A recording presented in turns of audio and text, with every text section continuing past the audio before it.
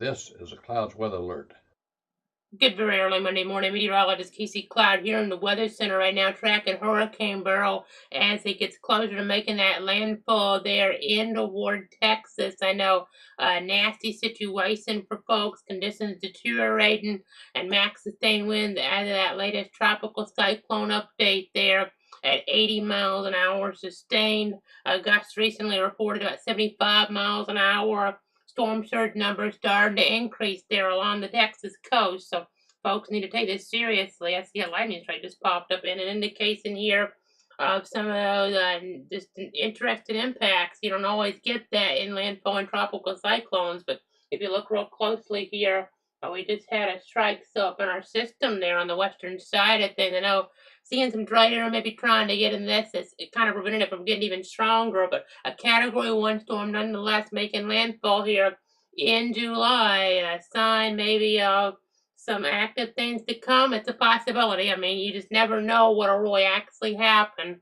It's not, guarantee that just because we had this now that we'll have more storms later in the season that are impacting the U.S. But it's supposed to be an active season, and this could be a big time warm up, if not even a situation here where it does end up causing some big time problems and spots. So, got to take this seriously there in toward Texas with this Category 1 storm making landfall here pretty soon. You see that some of that eye wall there getting on shore.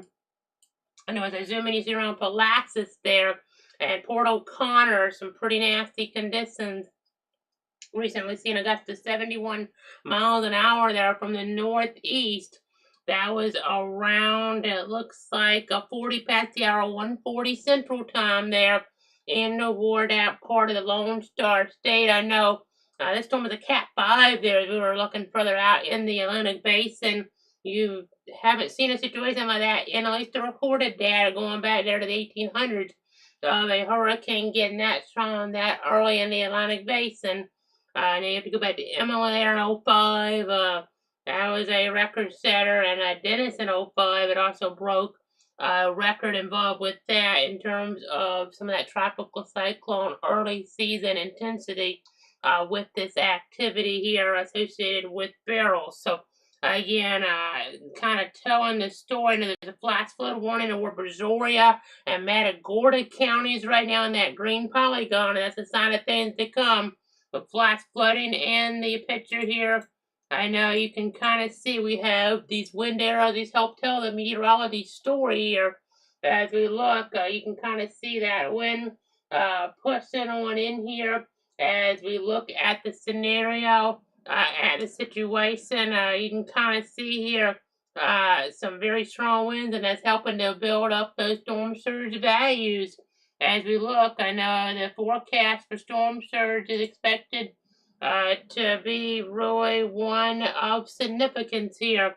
As we look at things, let's go to the graphics computer right now if we can, and you can see feet above ground level expected here as we look in that orange area from Port O'Connor there to the San Luis Pass area, 4 to 7 feet of storm surge. Now, it's going to depend on where the storm makes landfall because on the west side, you have the winds kind of pushing that water the opposite direction. That water is not coming inward, it's going out. So that's actually going to be a situation where you're not in any really danger because of that storm surge. I mean, it's going to be, maybe lower water levels in some cases even than what you would generally see. So again, storm surge warning in effect. We have a hurricane warning in effect as well. Let's go ahead. I know you see here on this graphic before I switch. Galveston Bay expecting 4 to 6 feet of storm surge, which is still pretty substantial for them.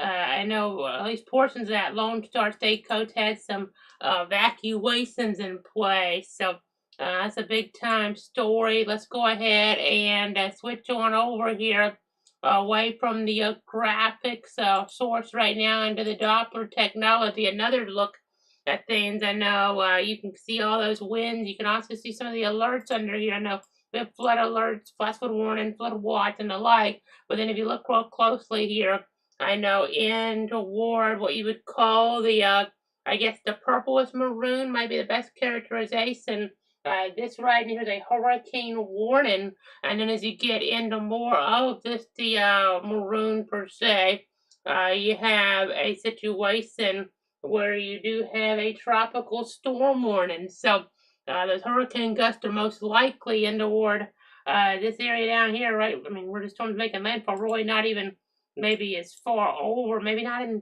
toward Victoria as much. I know we were thinking earlier on last week, the Hurricane Center had a tropical storm landfall in northern Mexico, I think in southern Texas, as a hurricane, Cat 1. Ended up moving further on later in the week, maybe toward Corpus Christi to Brownsville. And now instead it's even further north of Corpus Christi. We're not getting too terrible of an impact there. Victoria a little bit more, but not as much as they're getting toward the east, obviously. So that shift there noticed here as we've been watching the situation. So even in Victoria there, Victoria County not as bad, but you start to really see things deteriorate somewhat toward Port Lavaca and Calhoun County, but really badly around Pulaski there in Matagorda County here. Very serious conditions there in Matagorda County around the Pulaski area. You see Bay City, Wadsworth there.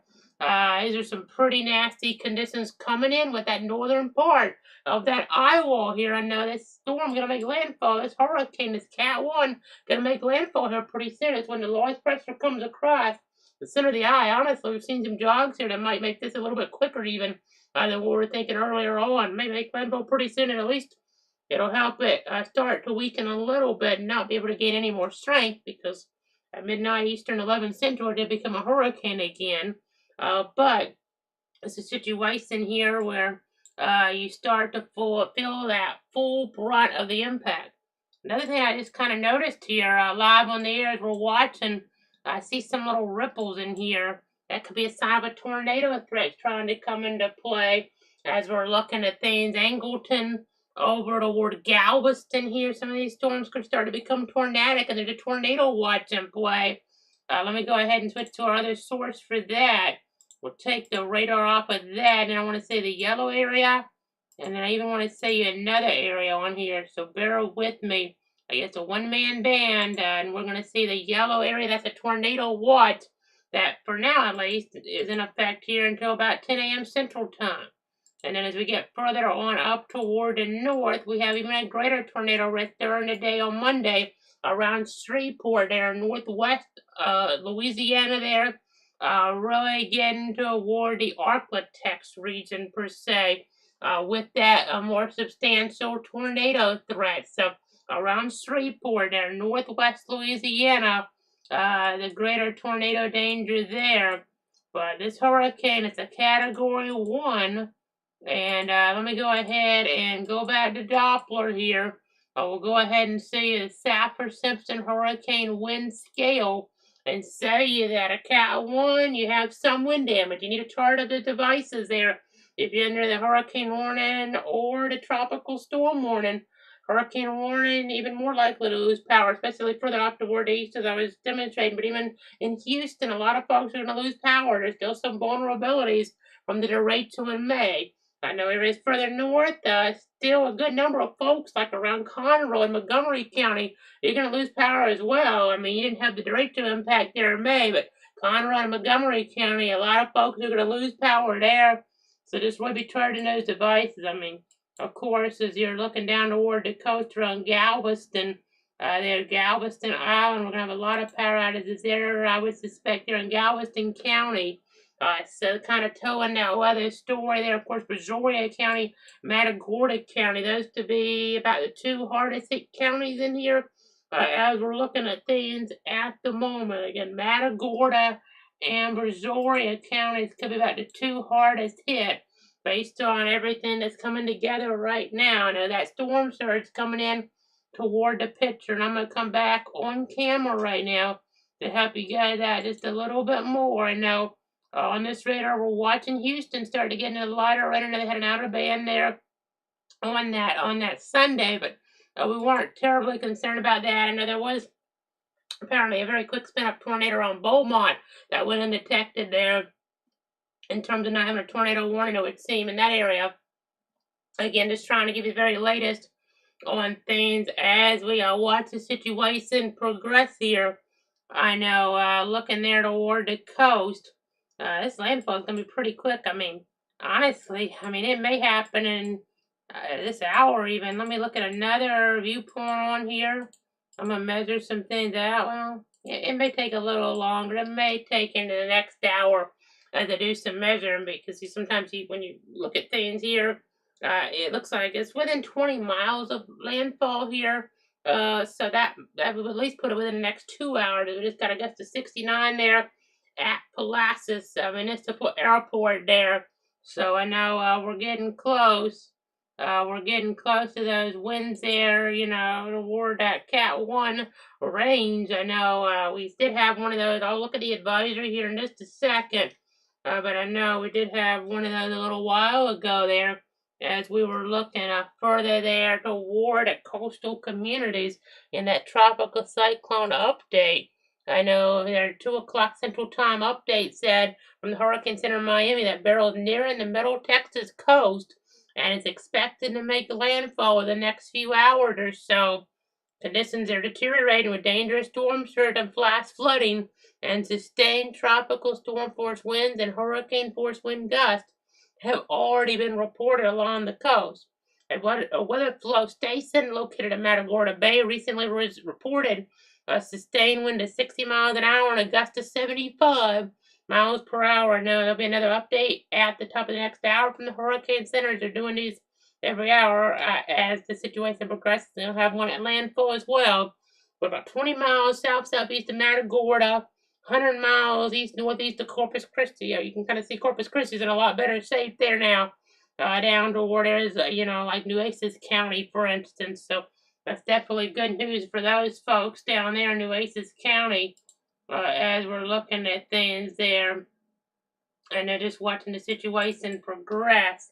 And then 80-mile-an-hour winds moving north-northwest at 10 miles an hour and a minimum pressure 982 millibars. So I know further out to the east, our local area heat advisories in this pattern, that pattern kind of keeping this storm away from us here at home in North Florida and South Florida. But let's go ahead and come back on over here right now toward our Doppler technology. You can see in Houston here in Harris County starting to get some tropical storm force gusts there. Looks like the Houston John Dunn Hella stop there, a gust into the 40 range. We have some gusts into 30s in Fort Bend County. You have again Brazoria County, Angleton there, and at the airport a gust about 44 miles an hour. Bay City 49, and we had the gusts around Pulaski there, close about 70 miles an hour. You can see on velocity how some of the strongest winds. I know they're trying to get down to the surface in that area right now as we get closer toward the coast. So I know definitely interesting situation here. Let's go ahead and jump on over to graphics again. I know Beryl here is that second name. We had that storm name going back 12 years ago toward our first coast as a strong tropical storm, not quite becoming a hurricane. Well, 12 years later, this became a hurricane again after being one before, and it may very well get retired because of what it did more in toward the Caribbean here. We'll have to wait and see for that evaluation. I know you don't generally get the earlier alphabet names retired as much, but very well might happen this time around with Beryl. We'll see what the World Meteorological Organization, that evaluation kind of determines. I know Adalia locally did not get retired. I know a lot of our names have been used as part of the equation, maybe. But it impacted a more rural area, but it was our viewing circle, Horse Beach, as you'll all remember that devastation down there and toward that viewing area there, especially Taylor and Dixie counties. So just kind of telling this story as we're looking, and you can see we'll just continue to track things here. And know the peak of hurricane season still a while away. Later August and early October. So we have a long way to go here. It's supposed to be a very active season. Let's hope, that this is a one-off and we get lucky here and things don't, really turn out like some of the long-range forecasts say in terms of the number of storms. Even with the number of storms, it doesn't mean they're all going to hit the U.S. And at least this is a Cat 1. Could have been a Cat 3, a Cat 4 or something for the U.S. and that didn't happen. So be thankful for that. Of course, it was much worse toward areas there down toward the south, south of Puerto Rico and the like. a much different story down there. But again, a situation here for sure. I mean, that is important to take note of while we're on in the middle of the night here for this landfall and U.S. hurricane. We're always on for landfall and U.S. hurricanes here because they are important to cover, and they can, they can be deadly here in the U.S. as well, even if they're not a Cat 3, Cat 4, Cat 5, a Cat 1. I mean, think of the cold. I had to see it a few years back. I mean, that was a Cat 1. So we've had other storms in this part of the country. Nicholas and Umberto come to mind here uh, further back in toward the timelines. So definitely an impactful event here. And we're in alert mode to keep you, your friends, your family safe and informed here with this landfall of Beryl here in short order. The conditions deteriorating there as we're looking toward parts of Texas. So again, kind of telling that weather story here for sure. Hurricane warnings in effect, tropical storm warnings in effect here as we're kind of looking at things. I know this is very important to keep in mind. I know, let me see real quick. I'm going to pull up on the fly here. We're talking about Adalia. I just wanted to remind folks of what happened in Adalia here toward our local area. I'm going to see if we can pull that up in our other computer source here real quick. Just to kind of say, you guys, what we're talking about there. I mean, we'll just go ahead and show you from the sky, actually, in Dixie County. The storyline with Adalia there back at the end of August there, 2023. So this is after Adalia and Horseshoe Beach. Granted, I mean, it wasn't like, Hurricane Michael at least. I'm going to say some of that damage from Hurricane Michael that, you had happen there toward areas there around Panama City. It was a nasty, nasty situation. The Tendo Air Force Base. I mean, look at these trees here just snapped. This told that weather story. So just kind of giving you that information in terms of visuals there real quick. So we're watching the situation. We're going to be updating you as needed here, and that'll generally be, this at the minimum, the top and bottoms of each hour for now. But we can always break back in more if we need to. Eventually, once this kind of is over land for a while, we'll switch back into radar mode like what we were doing earlier on. I may even do it on this stream depending on the time situation. But right now we're back here about 2:30 Central Time, 3:30 Eastern. And this hurricane, this Category 1 Beryl, is getting closer toward the coast here. No Matagorda County there being impacted pretty substantially right now. And even up into Brazoria County as well. That's about the two hardest hit counties from this. I'm just going to check the power outage numbers. Power outage, I guess they haven't gone up too much yet. A little bit in Matagorda County, a couple thousand now in the dark there, and about 600 or so according to PowerOutage.us in Brazoria County. But those numbers are going to increase as the overnight/morning goes on. So we're watching Beryl. Keep it here on Cloud Weather. We're going to keep you guys up to date. If there's any questions or comments from the viewer, I don't see any right now. We're going to be standing by here. I'll be back here in about 15 minutes with more weather information. Again, stay safe out there. Charge your devices as you're watching this storyline. And let me just show you that infrared satellite. I don't think we pulled that up quite yet, so I want to see that since that's really showing a strengthening situation more than maybe even radar as you see more of those colder cloud tops here. The storm system approaches that landfall there in toward part of Texas. You can see even a tail on this. This is definitely getting us that together, but at least it's running out of water here, and it's going to be on land soon, so we'll be able to strengthen too much more here in this overall scenario.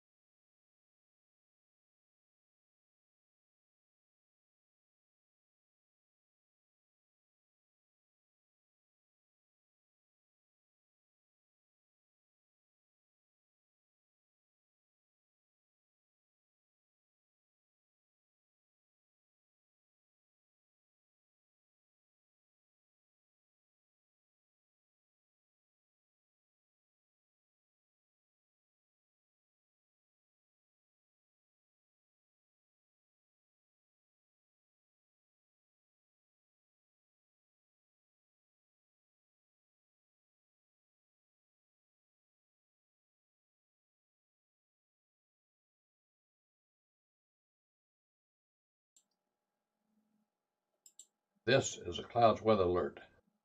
Meteorologist Casey Cloud back here in the Weather Center at the bottom of the hour. It's 2:30 Central Time, 3:30 Eastern Time. As Beryl gets closer to that landfall, it's very close to making landfall. I have our other radar boy zoomed in on the activity here toward Matagorda County. I know another lightning strike there, which is interesting. But yeah, that's center of the eye. I mean, it's looking like it's really a situation where that landfall here is imminent at this point. That landfall imminent here, and it's probably going to be around that coastline there, close toward Matagorda is what it's looking like to me right now. That center of the eye, when that crosses, that's when you have our landfall scenario here. And the center of the eye, I would say it's down in here. Let me put the mouse on. I know we have our mouse on here. Sometimes it's not really to see you things. It's just for me to zoom in and out and the like, but I'll just point to it right there with that, and that's about where the center of the eye is, give or take. That's where the lowest pressure is in that low 980 range, and that's coming up in toward these areas here around Pulaski, around Matagorda Bay there. You kind of get the idea. You see Wadsworth there. So landfall is pretty imminent, but then we're going to still have conditions for hours and hours being a problem here. As it's still close to the Gulf of Mexico, those warm waters is will be weakening some, which will be good news. I know we just recently had a gust there in the Angleton area around Lake Jacks there at 58 miles an hour out of the east. So that's kind of telling the weather story here as we're looking at things right now. I know we'll go ahead and go to our other viewpoint here and kind of show you that. I mean, you can kind of see as I switch this on over wind direction out of the east here. As we're kind of getting, you see right here, you're still kind of coming out of the southeast, but then as we get over the land area, that's where it's really coming out of the east. So again, kind of telling that story and that center of circulation here of Hurricane Beryl getting close to shore here. I know you can see the thunderstorm activity, the colder cloud tops telling that story.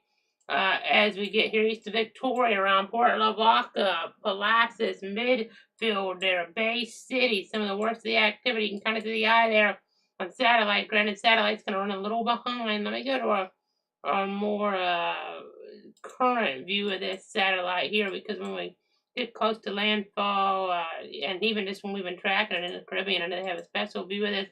That says about 17 miles from the coast. You see that really cold cloud tops there for a second. Zoomed in, but let me go to radar because that helps even better at this point.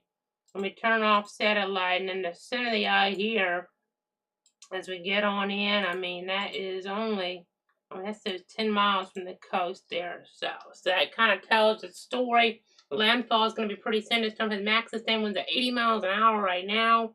I know the Houston area is still light rain. It's interesting how Houston, when this is making landfall here, is still kind of far away from it, even though it's already kind of landfalling here per se over the next little bit. Houston is, depending on where you look, it's 45 miles away from the coast, further off toward the west.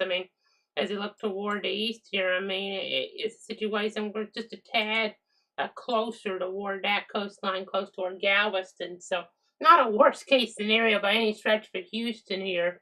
I know it's a situation where the wind and rain combination is going to be pretty nasty, but I know, think of storms here like Ike in 2008. That was a quite a bit stronger storm. As I recall, it was a high-end Cat 2, and it was quite a bit more destructive there. The storm surge threat, and that storm overall, it was more substantial for sure in that area. Now let's pull up the Saffir-Simpson hurricane wind scale and just kind of say things with this. I know we'll just kind of pull that onto the screen because I wanted to look here back at Ike real quick. Again, this is not Ike. This is not, of course, a Harvey there. That was a different situation. All hurricanes are different. So, you got to keep that in mind here too. But I know as we were looking toward Texas there, it did, cause a fatality. There was it was really serious in that regard. That was quite a bit worse of a storm than we're expecting here, but the storm still shouldn't be played around with by any stretch of the imagination. As we're looking at things, I know just a situation here where we saw the storm setup come into play. We had quite a few windows broken there in Houston with that situation and the like. I know this will probably be worse though than some of these other hurricanes that we'll come across, like Nicholas. And as we look there, just thinking back on some of these, I mean, maybe because of the tracking to Houston a little bit more, maybe worse than Umberto. Kind of get the idea here as we're tracking the situation into the public reported surge there, some storm surge over Highway 457 near Sergeant Beach associated with Beryl. They're 17 miles southwest of Jones Creek in Matagorda County, Texas. So that's coming on in now to the Weather Center. Let me go ahead and see some of that information if we can. See if it's flooded up on other sources yet. Hadn't quite come in, but that's in Matagorda County, so we can kind of try to identify that there. I mean, I'll just say, I mean, you can see this storm definitely strengthening, definitely getting its act together a little bit more before landfall as we get there. You can kind of see I mean, so some of this wind direction storyline, you don't see the water coming in as much back out toward the west, but further out toward the east, that water just kind of being, that surge is just driving on into the picture here as we're looking toward areas there further over, you know, it's right just south of Cedar Lake. It's around Lake Jackson and Hoskins here, even Galveston to some degree. Not as bad as we get a little bit further up, but right in this area in Matagorda County, I mean, you know, we're seeing a pretty serious situation. And then even as we're looking over a little bit in toward Brazoria County as well. So kind of telling that storyline here, definitely helping to explain the situation. Let's go ahead and jump back on over here. I know you see all that wind. I mean, there's still a lot of storm to come. The west has been parallel on the coast, a little bit interesting. And we still have a lot of wind to come in that's going to cause power outages. You're not getting the worst by any stretch around Houston right now, but you need to charge those devices up. We're going to expect gusts here as we get north. I mean, you know, of Houston, even around Conroe, could get gusts to 70 miles an hour. Houston, the gusts, maybe the hurricane force not out of the question there in Harris County. And then gusts here, you know, maybe 80, 85, maybe not out of the question if it strengthens a little bit more than 90 miles an hour down toward Brazoria County there and Matagorda County. Maybe on the edge of that near Galveston County. Might be slightly less because they're a little bit further from the center though. But something maybe more in line with what they're going to see over toward Harris County. So they just get a gust to 75 and the Pulaski Airport. So that kind of tells a story. That's over here. It is barely in toward Matagorda County. I mean, you know, Port O'Connor, thinking maybe they'd have a landfall. Well, they're getting to some of this. That's pretty bad over there. But it could have been worse for Port O'Connor because they're not in the surge factor here really escalating at this point, or even Port Lavaca. But on the other side, instead of the wind, you know, going out, per se, the wind's coming on in toward the picture here. That's pushing that surge in and causing some problems. Let's go ahead and see if there's any questions or comments.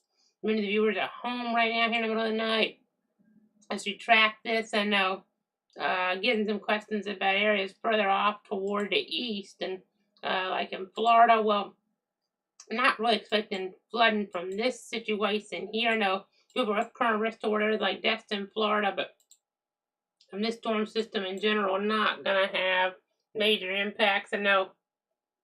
Let me pull something up here real quick. I haven't done this yet because it was shown as a tropical storm in the 11 o'clock update. I didn't want to confuse people because it did strengthen in between. I mean, this is where it was earlier. You can kind of tell it's wobbled a little off track, quite honestly, here, based on this viewpoint. It's supposed to probably be a little bit further over. Let's see. I mean, it's probably 20 miles west of where it's supposed to be. So that might help Houston a little bit. Galveston probably for the surge factor.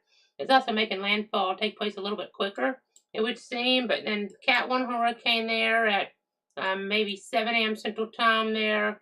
Could be a little bit further, maybe closer to El Campo at this point, I'd say, with the center of this. Maybe getting closer to a tropical storm if it doesn't spend over water much more time. See a tropical storm there later on. I mean, that's tonight. They're up around Lufkin, maybe a little further west if this is going off track a bit, maybe closer to ward areas there, just west of Crockett possibly. We'll see. And then you see in Arkansas and Missouri remnant low. It'll drag some moisture in the pattern will, but as we're looking further off, but I mean, it's not a situation that's, overwhelming for us to the south. You will have a tornado threat as we look toward the Midwest, though. We'll be watching that. Some flash flooding potential. I know we just got Port O'Connor there. Gusts to 74 miles an hour coming in. So this storm's very close to landfall, as we've talked about, getting some of the worst of those conditions coming on in towards some of these different communities right now. Hopefully they're hunkered down. If you're in Matagorda and Brazoria counties, you really need to be hunkered down there. And it's way into the overnight at this point. I mean, even in Fort Bend County, for instance, Galveston County will be hunkered down. Houston time's running out, but things are going to deteriorate with the heavier banding and the winds picking on up there in Harris County. And even later on, they still have a couple more hours before it gets too bad around Conroe. But things are going to deteriorate in your neck of the woods, Liberty County. I mean, not going to be quite as bad, but San Jacinto County there, Walker County, kind of telling the storyline here to track things this morning in South Texas and East Texas here for that matter, as we're kind of looking at the overall scenario and give you the very latest here as things do evolve. I know it's kind of interesting the delineation between you have South Texas, well, that's deep South Texas around Brownsville and Rio Grande Valley. Then you have East Texas, well, maybe around Tyler, but I mean, this is kind of Southeast Texas here, more toward Houston and the like, but just down the coast, well, you can call it the middle part of the coast, something like that. It's interesting the geographic terms that are used here, but this is a serious situation as we're looking at things. It'll be life threatening for some folks, and you do need to take it seriously here as we are looking at this scenario. You can kind of see these winds in here, these velocity values. Looking there, I mean, Galveston is still going to be pretty windy. Still, a lot of folks are going to lose power, even if they're not going to get the worst of it. I mean, even Harris County and Chambers County, Fort Bend County, charges devices up. I mean, Soden, Hermine, and Tallahassee in 2016, it was just a Cat 1. Folks got power for a while, and we do have the Derecho Dam that still lingers toward Houston. That was right after Tallahassee's wind event, and ironically, but so we don't have a reverse of this and have a hurricane hit Tallahassee or something in reverse or crazy things like that. But the point is, as we're looking at things, that's still folks without power for a while in 2016 around Tallahassee. The tree situation is a little different out here, but still just charted devices around Houston and the area under the warnings. And they had the hurricane warning, tropical storm warning, telling that weather story. You see there down toward the coast, that's the hurricane warning. That kind of purplish maroon, and then the maroon's a tropical storm warning. That goes a pretty far area inland there. I mean, all the way up, College Station, Texas A&M there. You have Grimes County, Walker County, Trinity. You have Houston County, which is not Houston. If it's interesting geography, that it's not Houston. Tyler County, not Tyler either. They're in the state of Texas. So, but they're under tropical storm warnings in those counties.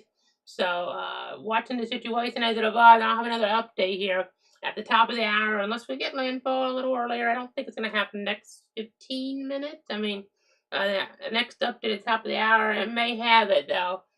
It'll be close. It'll be close here as we're looking at things. It may hold out just a bit longer, is what I would kind of lean toward right now. And we'll be back with you then, though, at top of the hour for that top of the hour update on Hurricane Beryl here as we're watching things evolve, deteriorate in portions of that Lone Star State.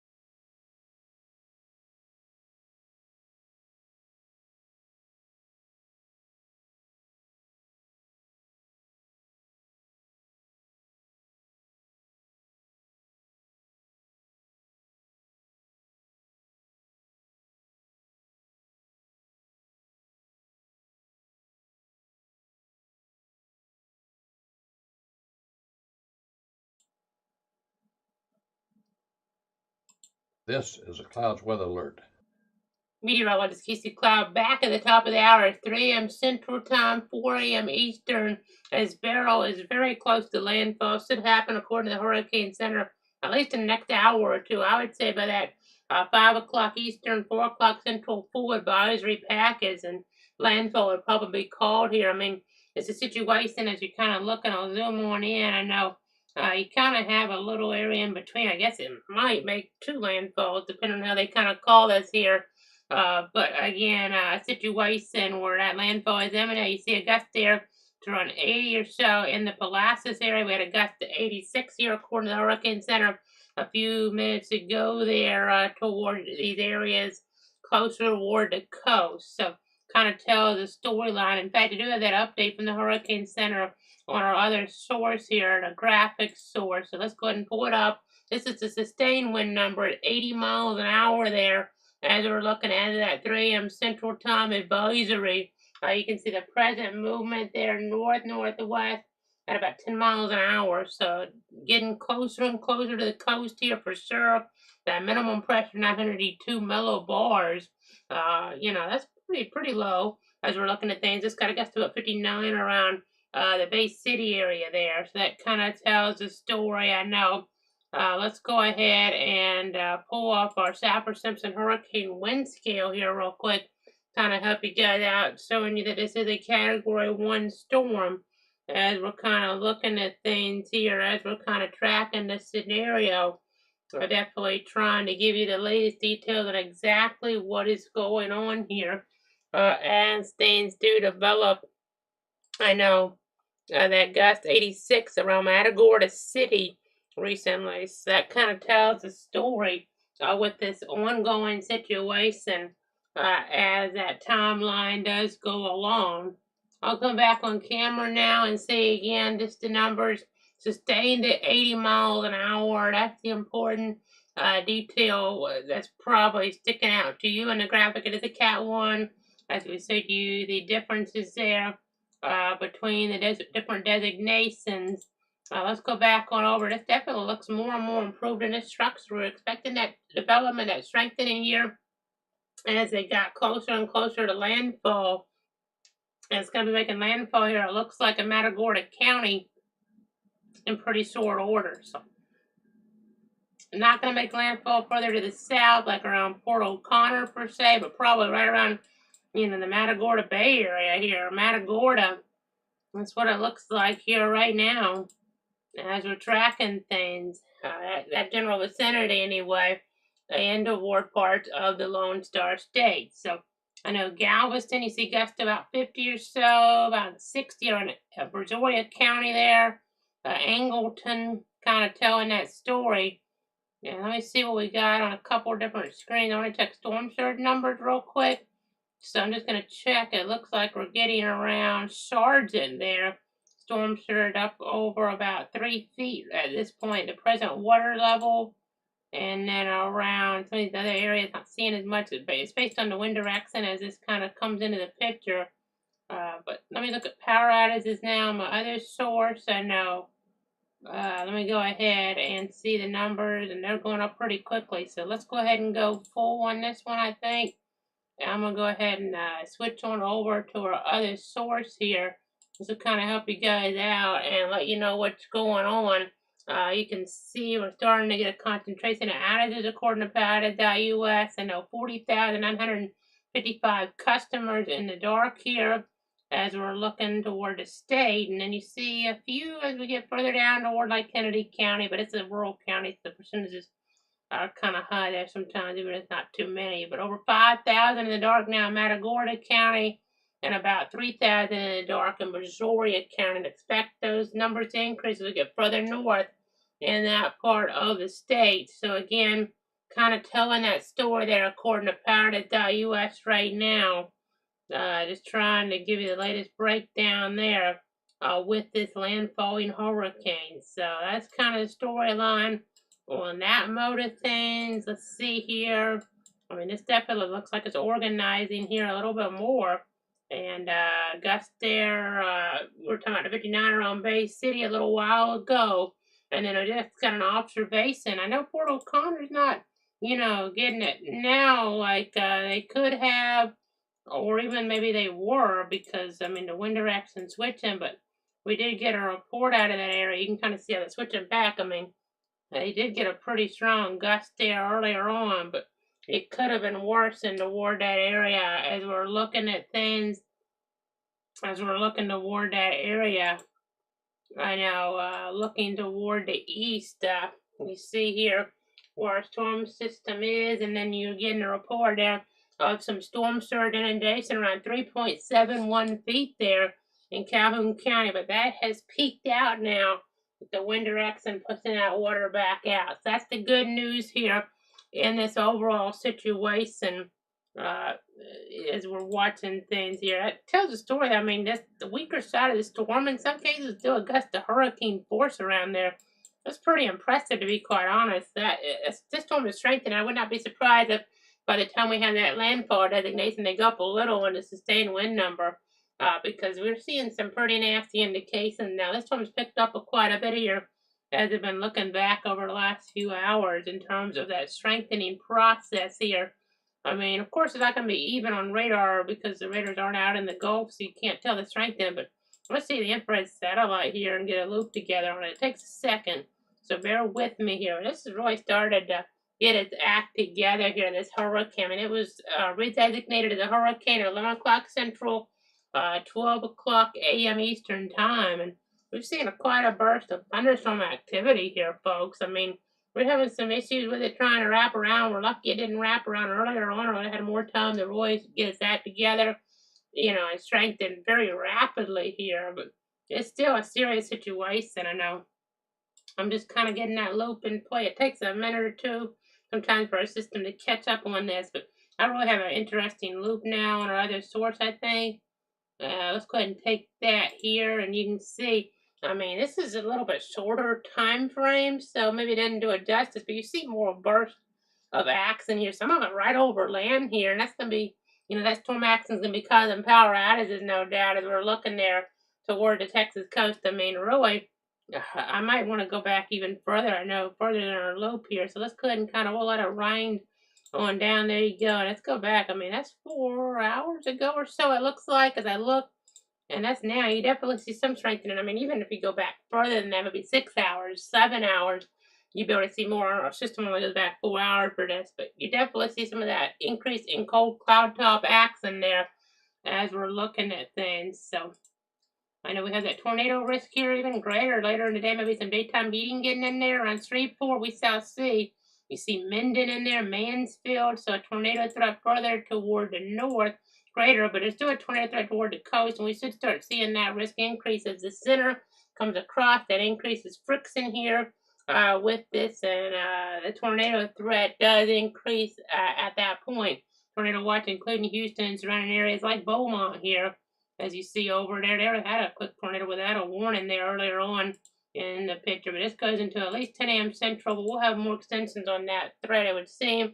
Got a tail end Charlie type situation here.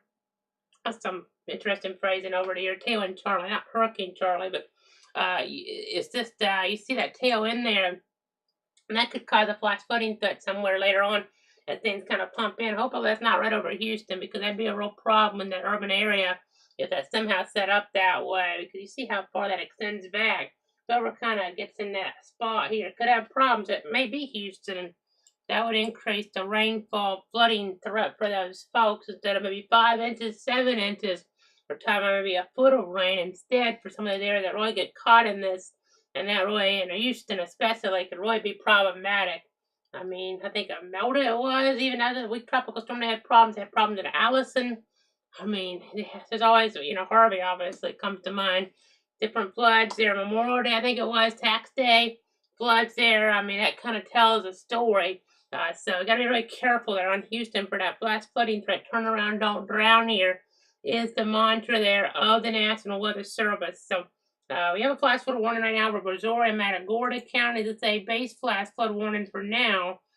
Lake Jackson, Southern Angleton, Bay City, Freeport, West Columbia, Sweeney, Surfside Beach, Richwood, Brazoria, Jones Creek, Oyster Creek, over toward Southern Bailey's Prairie, Wild Peach Village, Sargent, there under this, and we've been seeing in the last hour, and this might underdo it a little in the tropical cyclone setup, but an inch or two at least here in the last hour, but then adding up around some of these areas on Cedar Lake, close to about a half foot.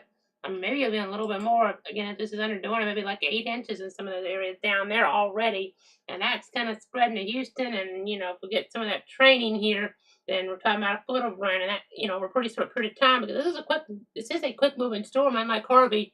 So we're not going to have 50 inches. We're not going to have 30 inches of rain in an area from this storm system. It doesn't look like here. But, if you have 15 inches of rain in Houston in a pretty short period of time, then that's a real problem. So, that's something we got to contend with potentially.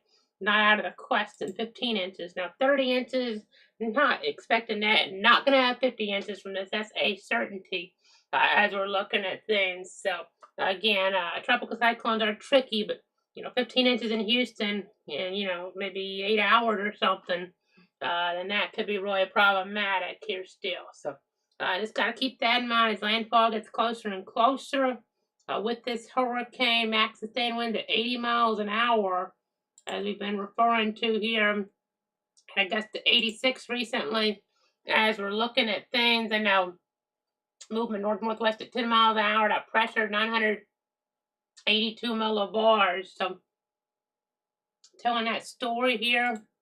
Because if anything else I need to give you guys in this half-hour update, I think that pretty much sums it up for now.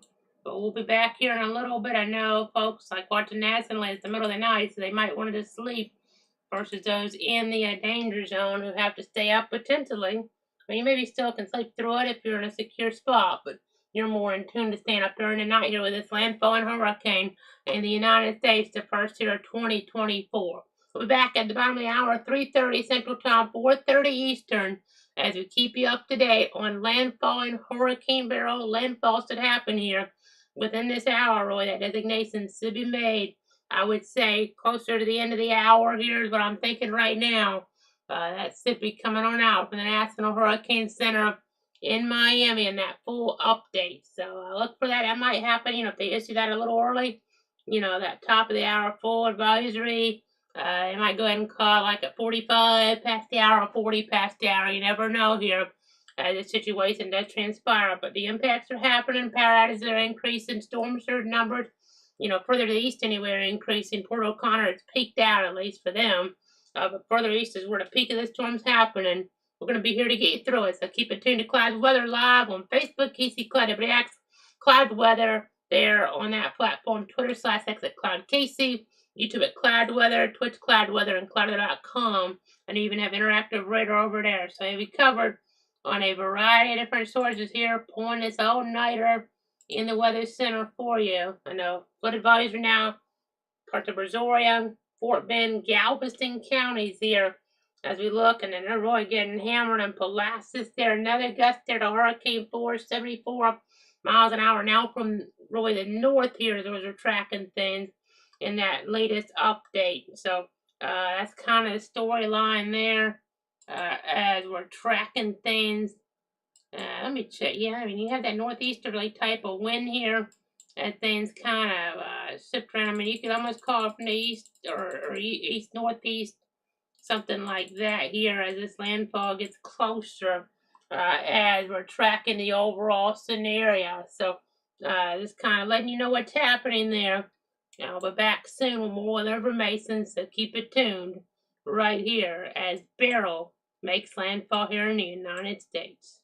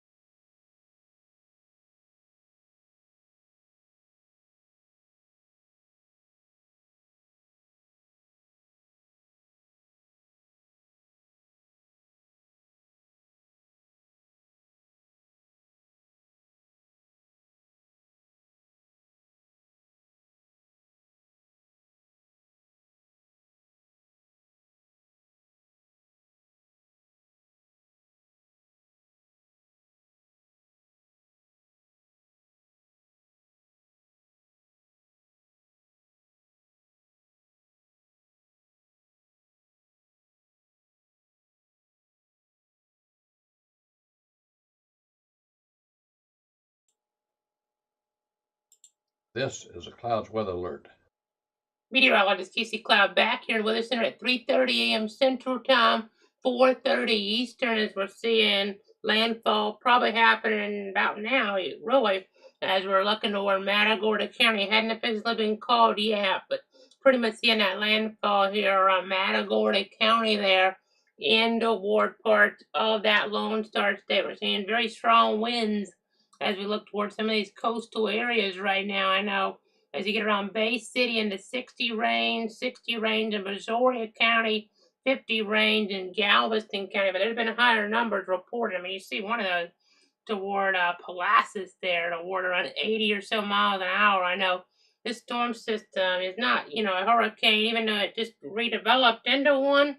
It's been around a while, so it has a lot of tropical moisture with it and the like here, and spreading that on in at that wind wrapped around here pretty good, unfortunately. So that's causing problems, power outages, and the like here this morning. The numbers increasing as we're looking. We were just showing you just a little while ago, kind of some of those numbers in the overall scenario as the situation does develop here. Definitely something to continue to watch as that time frame does go along. So again, you see our center of the eye about to cross the coast here with Hurricane Beryl.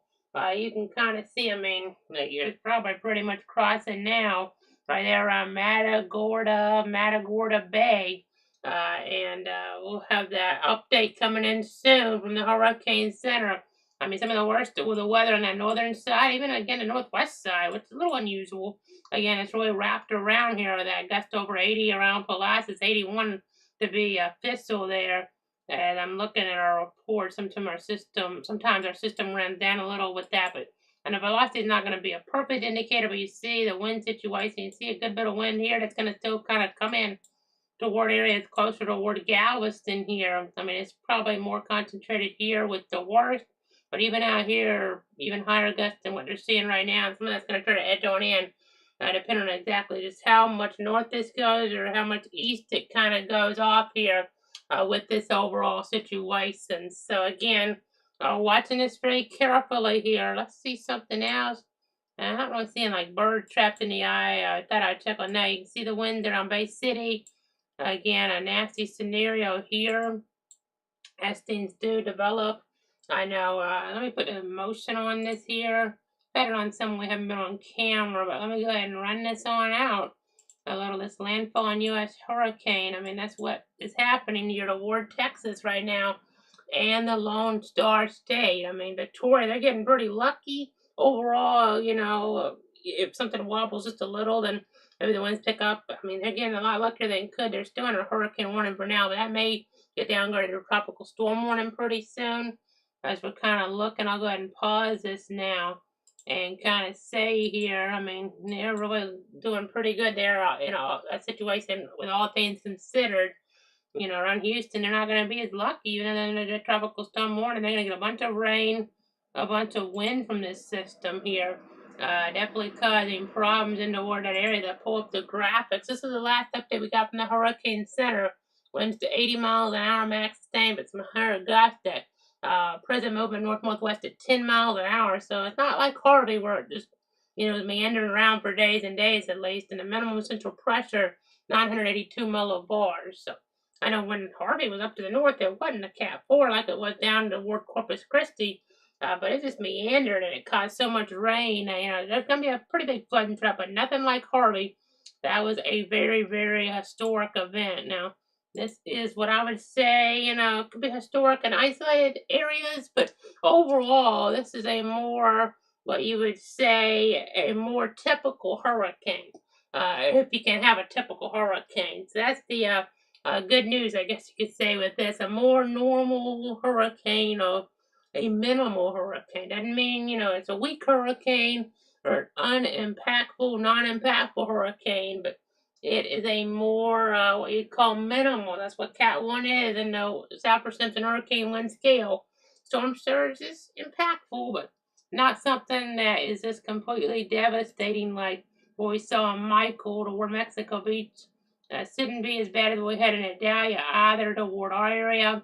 I mean, granted, Adalia did underachieve some. This might underachieve a little too, which be good to underachieve the numbers. But what we see as we look at things, as we monitor the situation, and I just continuing to give you the latest here.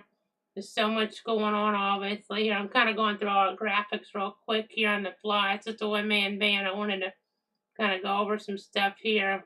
Let's go to the tornado safety tips. We haven't done this in a while. The tornado watch and play out there. So just stay tuned for the latest and charged devices. I mean, that applies to the wind threat as well. Have multiple ways to receive alerts and when there's a tornado warning in play. I know we watch in the northeastern quadrant the most in this storm. You just want to try to avoid taking inside your mobile home. Get inside a sturdy building. It's put as many walls between you and the outside as possible. Protect yourself from flying debris by putting on a bicycle helmet. So, again, that's kind of the storyline there as we continue to watch things here with this scenario. I know, just trying to get everything up to date for you guys. I know, definitely watching some stuff there on Galveston, some rotation even.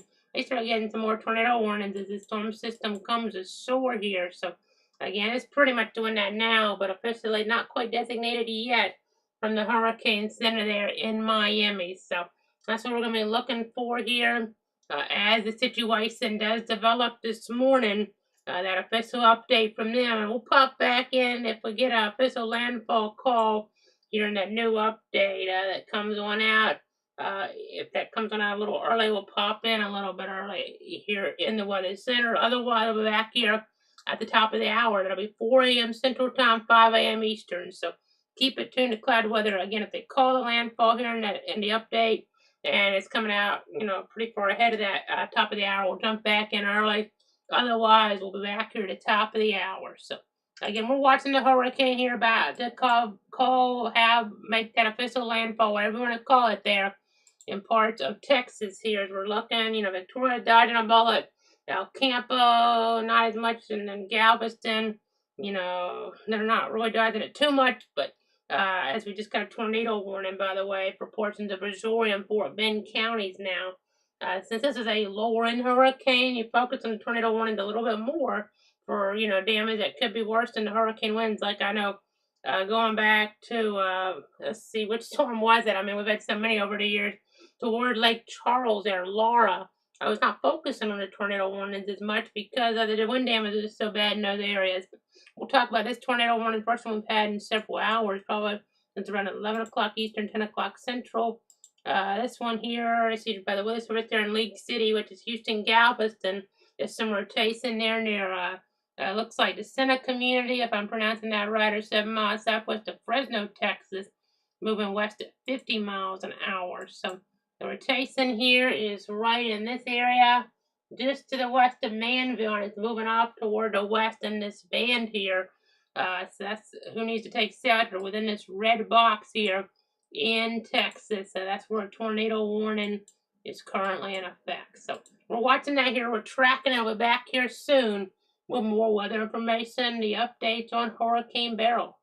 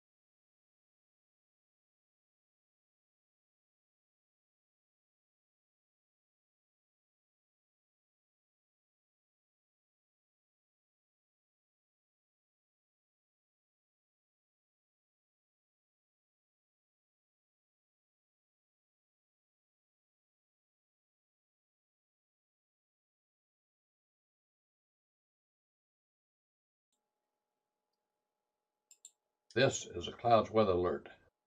Meteorologist Casey Cloud breaking back in here in the Weather Center because we now have official word from the National Hurricane Center there in Miami that Beryl has made landfall there near Matagorda, Texas, as a Category 1 storm. You see there the center of the eye now over land, and I'll go ahead and show you the graphics here that kind of explain things just a little bit better here. So we're talking about 80 miles an hour there, the max sustained winds. That present movement north at 12 miles an hour. So due north is what they're tracking this at now. And then the minimum central pressure of 979 millibars. So landfall near Matagorda, Texas. The word just coming in from the National Hurricane Center there in Miami. Our first landfall hurricane of 2024. We hope it's the last, but it may well just be the beginning of multiple this year with a very, very active season anticipated. We'll hope for the best in terms of tracks, and maybe we won't get as many storms as we're thinking, but definitely going to be a season to watch. But right before that 4 a.m. timeline here, the storm system making landfall there. This 4 a.m. central timeline making landfall there near Matagorda, Texas is a minimal but still impactful Category 1 storm. So the word now official there from the National Hurricane Center in Miami as I go ahead and go back to the radar. You see some tornado warnings popping up. We expect that threat to increase with the center now, the center to center now over land. So that's where you measure things with the radar imagery, and then also just the lowest pressure there as well. That is generally in the center of the eye. As we're looking at things, I know going back several years ago, we had a storm there that was impacting areas in the Carolinas. It was a little bit tricky with that, but overall, really, when you look at radar, you see the center of that. That's where the lowest pressure will be, but this is where the lowest pressure point is. That's when that crosses land. That's when you have landfall. So I know you do have some tornado warnings up toward Missouri and Fort Bend counties now.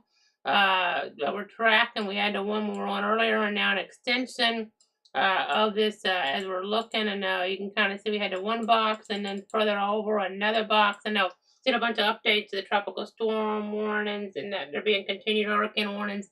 Continue. I know coming next month, the Hurricane Center graphic will actually have the expansion of those alerts on it, which will be really helpful for everybody at home. But if we see the inland threat a little bit better, we still have that on our system, no doubt, but don't quite have that yet. I think it's going to be like the middle of August here as we get into the peak of the season. Might be, unfortunately, in time for something to have Florida. We'll be able to see this on the actual Hurricane Center track graphics.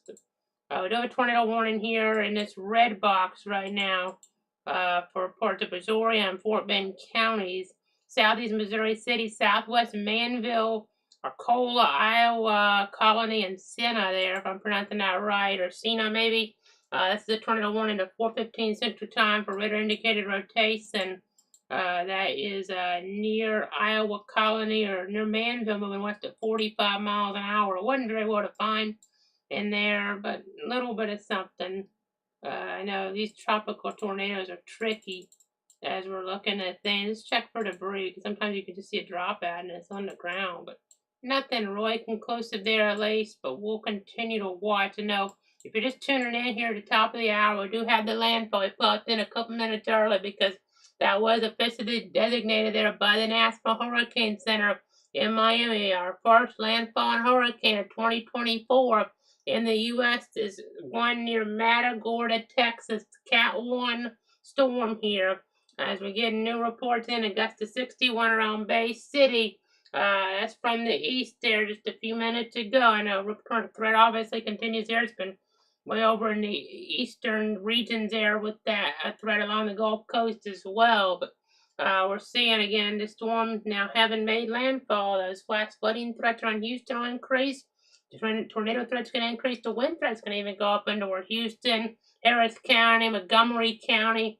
Maybe not quite as bad as it is right now toward Matagorda and Missouri. I mean, you have the storm surge as well when you have all that wind pushing that water on in. But nonetheless, telling that story. Let's go to the wind scale again. That's what a Cat 1 is. I want to check our advisory because we got on as quick as we could. It's a full advisory update. We don't always have the full package when we have landfall like this. I want to see if they've lowered or changed the storm surge numbers any. Now they're still going 4 to 7 here, really. Port O'Connor to San Luis Pass. Matagorda Bay, 4 to 7 feet. San Luis Pass to High Island, 4 to 6 feet. Galveston Bay, we're talking about a storm surge of 4 to 6 feet above ground level. Mesquite Bay to Port O'Connor, 3 to 5 feet. And High Island to Sabine Pass, Texas, 3 to 5 feet. So that's kind of the storyline there. I know. We can do a tropical storm later today. Did have a gust recently reported there near Freeport, Texas, to 87 miles an hour. The sustained wind was 71. Surfside Beach, Texas, a gust to 85 miles an hour. So that's kind of the storyline there. You know, our landfall and hurricane becoming official just before the top of the hour. A Cat 1 could have been worse. I know. Always prepare for one category higher. I know. Talking last week there. Maybe, you know, South Texas. It was expected to be a tropical storm, maybe toward northern Mexico, southern Texas. I said prepare for one level higher. That was a Cat 1, and the track shifted. And the forecast intensity to a Cat 1 further up. So they were preparing for a Cat 2, ended up being a Cat 1. So working out the track a little bit further north, we kept indicating that potential that it could go further north. And that did happen, even a little bit further north than I kind of was thinking. Initially, I thought it would be a Texas hurricane landfall. Kind of was thinking more Corpus Christi. It's not that far away, but the way the parallel of the coastline works here with this storm system, it makes things tricky. I mean, let's go back over to some other sources here. I'll go ahead and come back on the camera here for everybody at home, and their computer's working really hard to give you guys the very latest here on the ongoing scenario. I know. So you have, I mean, the center making landfall around here. It's just tricky. I mean, that might be a little further over than where it is. Let's move it down there. And then, I mean, Corpus Christi is 80 miles down the coast. It's just the way the coastline is. I mean, you know, it makes things tricky. I mean, it makes a big difference where it actually hits because of the where the coastline is here versus if it was a little more up and down, maybe. I mean, you know, it changes things. It's only a 40, 50 mile an hour difference, or 40 or 50 mile difference, I should say, if it's like, you know, south to north. So makes things kind of tricky here in the overall situation. But that's kind of the storyline right there with our hurricane, with our landfalling Category 1 U.S. hurricane on this July 8th here, 2024. So again, I was trying to give you the latest here with the updates. I know hurricane situation. Let me go ahead and go back on over right now toward the infrared satellite. You really saw a lot more convection here over the last several hours to get its act together as we were looking towards some of these different areas here. So that's definitely problematic in terms of being maybe more efficient rainfall producers. So that's going to be an issue we're contending with here as we're looking towards some of these different communities. I know. Let's go ahead right now and do something I haven't done yet during this coverage. We do it during a lot of storms, so I know it's our model guidance, and maybe a little better with HRRR since it's been in radar range a little longer than a lot of these since it's been kind of paralleling the coast. But let's go ahead and put our model on. That's the projection here where it's supposed to be in like an hour. And then let's go ahead and project this on out here. I know a lot of alerts being canceled closer to Corpus Christi now, like tropical storm warning canceled for them. So that's good news as we're looking there. But let's go ahead and kind of project this on out. This is moving very slowly here overall, and that's going to really add those rainfall totals up. That's maybe around 11 a.m. Central. I'm hoping to be a little faster than that, but that might be optimistic here at this point. A 6-hour rainfall estimate expected around Houston. You see 8 inches or so in parts of Harris County, 9 inches. That's going to be a problem here, folks, if that does end up verifying here. So that's kind of a projection on what we're expecting with the overall scenario. Now, you see our supercell composite. That's where our 20 to 30 is now, but that's going to kind of move on in later on. I mean, supercell composite was one screen. That's your significant trend parameter. And then let me go ahead and go back on in here to our other view as we're looking, as we're tracking things again. A Cat 1 storm, as I've been referring to here. That's kind of where we're at with this. It could have been, Cat 2 could have had 90 mile an hour sustained winds. We ended up at 80, it looks like, with a little bit higher gusts. That's how it generally works. I mean, this is a storm though that's strengthening upon landfall.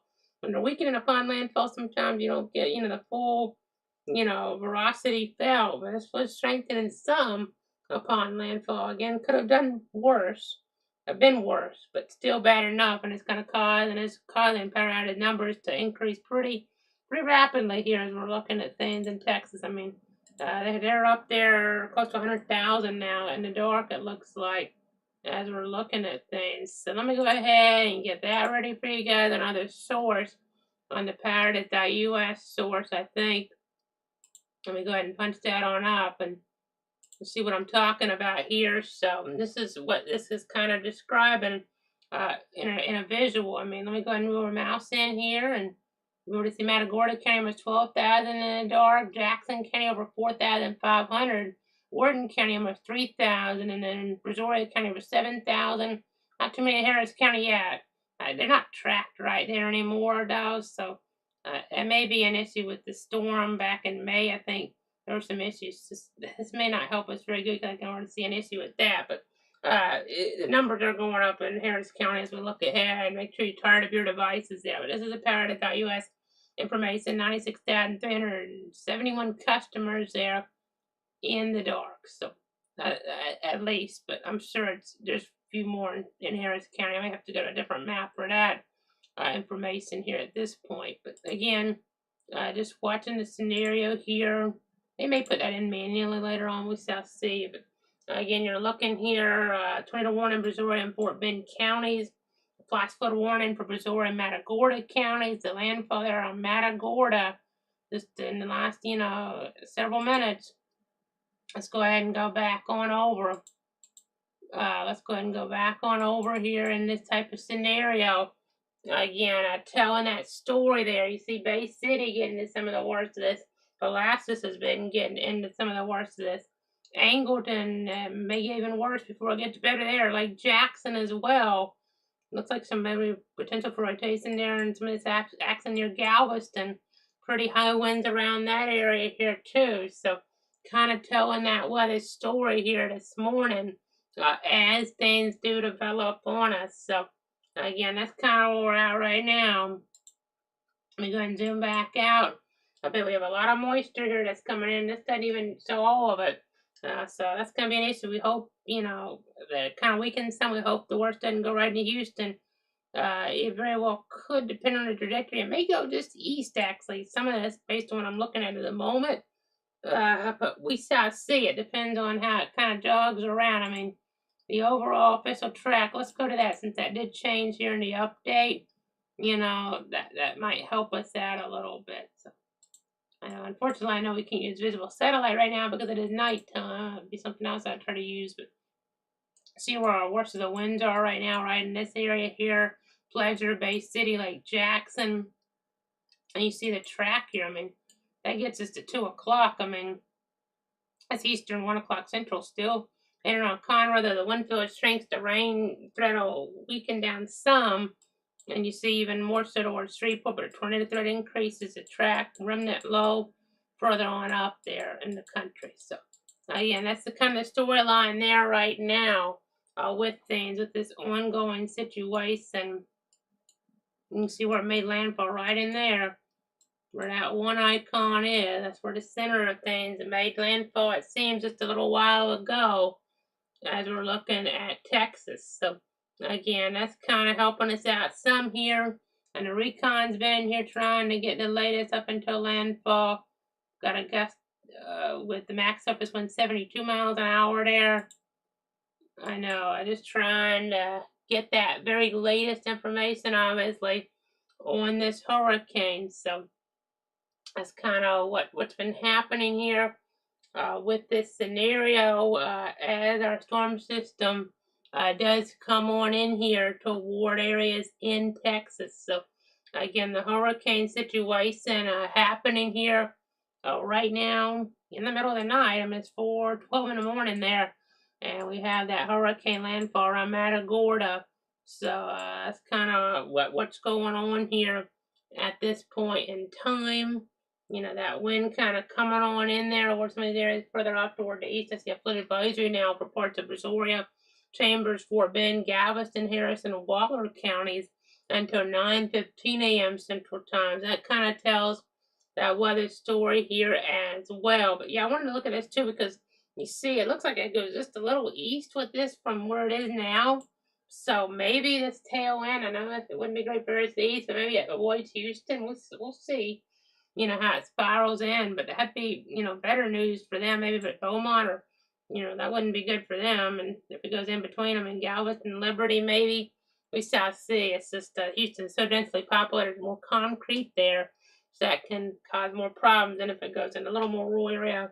We hope that weakens some, but generally that won't weaken, that much there for a while, and that can cause issues here. So we'll have to just wait and see exactly where that goes. I was looking earlier, maybe it would go Houston, but maybe as I look a little closer, maybe we just, east here, maybe we get this even a little bit further off toward the east here, that works of the rain. That could end up being Beaumont. So we shall see with those higher rainfall totals, but I kind of down to go that far east with the highest totals, as the heaviest rain, would probably be more as we're looking in some of this right in here versus out here. But then you kind of have this push, so it might split the difference to be, some hopeful news in terms of, the worst flooding avoiding Houston. Maybe we get out of this last foot emergencies, cross our fingers on that. But again, we'll continue to watch things very carefully. I'll be back with another update in about 15 minutes here on Hurricane Beryl making landfall in Texas here, and just the last little bit around that area there toward the coast, folks. I mean, of course, we're talking about Matagorda, where it made landfall. We had a Beryl, strong tropical storm 12 years ago, make landfall on the first coast. This one a little bit stronger here. It had, a development actually in hurricane season. That was Memorial Day 2012 here, where we're based at, where we focus our weather attention. But this is a storm because of what it did further back. It may get retired, not because of what it does in Texas, I would not think. But as we get further back in toward the timeline, it was a Cat 5 so early in the season, just remarkable. But we'll be back here with more. Still a dangerous storm. Still a life-threatening situation here as we're looking. And we'll be back with more about 15 minutes.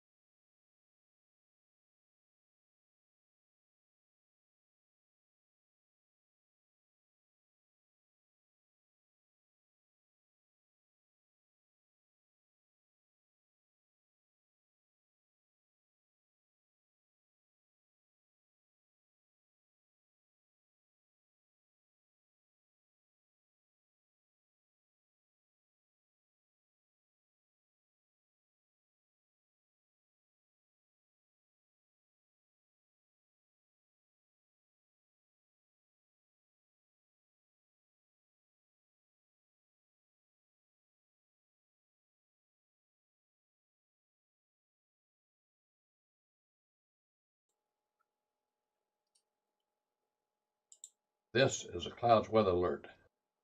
Meteorologist Casey Cloud back here at the bottom of the hour. I'll give you the latest on Hurricane Beryl, which made landfall here in just the last little bit around Matagorda, Texas. It's a Category 1 hurricane with max sustained winds around 80 miles an hour. But keep in mind, it was a strengthening storm upon landfall, so I know just the way things kind of mix down to the surface here. It's definitely having an impact, and a lot of paradises are occurring here anyway with these type of winds, but I mean, it just really, is a situation where we're getting gusts in a pretty widespread area here with this storm really trying to get its head together upon landfall. That's just kind of how it works sometimes when the storm's trying to gain strength and then it hits land. You kind of have the winds that are able to kind of be more productive here. So, seeing some new updates, gusts about 71 around Galveston, and then a flash flood warning there for Missouri and Matagorda counties until 6:45 a.m. Central Time. So I know we're starting to really see things go downhill in Houston now too. I know the gusts are in the 40 range in that area. I'll kind of pause this here so we can give you an update on what's going on up there. And then zoom on and you see Roy getting a bunch of 40 plus gusts, and this will kind of start to knock out Paramount in an isolated fashion, but it'll start to go up the cover to the paradises more and more here, I would think, over the next little bit. You see gusts here, or higher as you get closer to the coast. You see that landfall there just a little while ago, and you're watching the storm system as it tries to spread further in here this morning. I know different gusts like Bay City, 59 miles an hour. That storm surge coming on in here to a dangerous situation as we're looking. And I'll go over to other mode here with that wind direction kind of sewn on here in just a moment. Let me go ahead and kind of punch that on up so you see what I'm talking about here. You can see all that wind kind of pushing the water in here when it's the wind that's coming from the southeast per se, as we're kind of tracking things on into the situation. So that's kind of where we're at right now with this. I know you can see up toward Houston again some very heavy rainfall. And heavy rainfall right now, the first real taste of, the more concentrated action now from Beryl in the Houston area.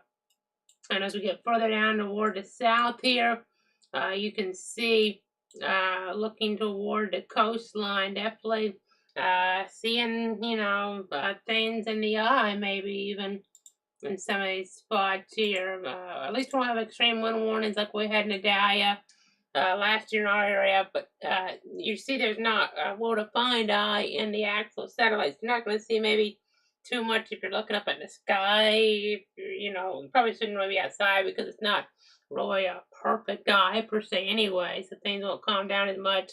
But you're not going to see many stars. You might not even see any out there.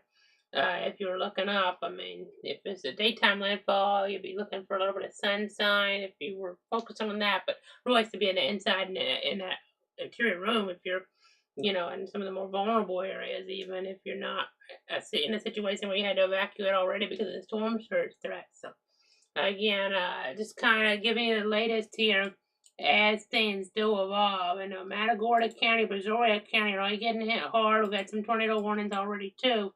And that's going to help to, increase the wind potential as we get further in. I mean, we still have a lot of paradises anyway, since this is a hurricane.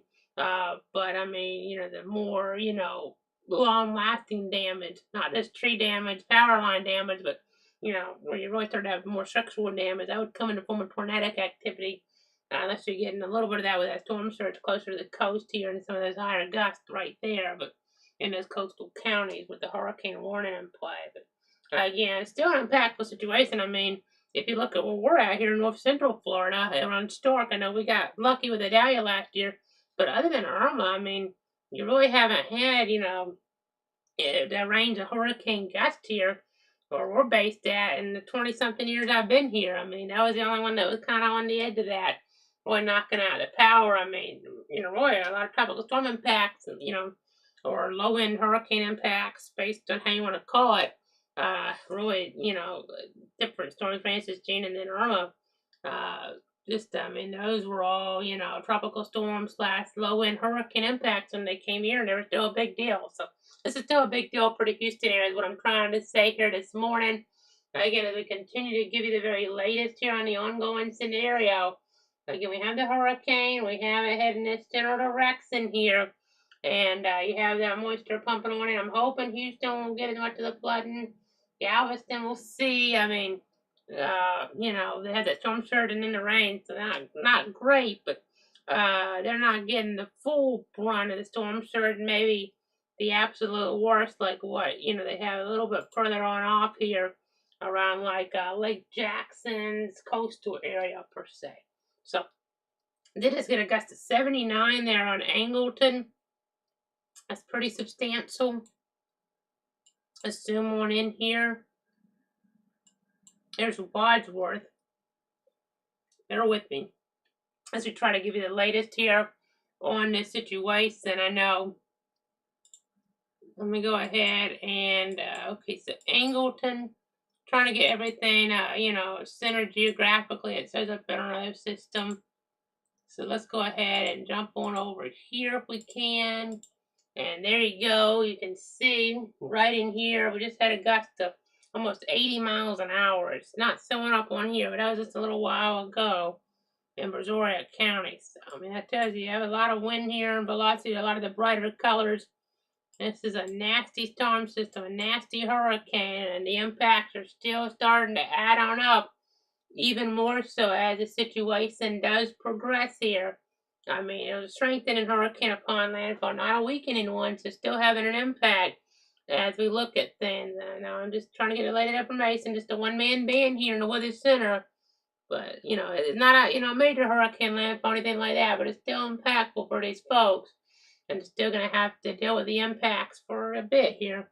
I know they have more vulnerability around Houston, too, because of that derecho back in May. So we're going to be here to give you the latest on this landfalling hurricane in Texas, the first one of the season.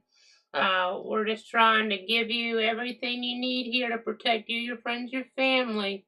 Let's look at storm total rainfall. That gray area says the grayest says about 5+ inches already down here. A lot of that in the flash flood warning, but some of that bleeding out down to like Alvin there and El Campo. You kind of get the idea. So again, zooming on around a little bit.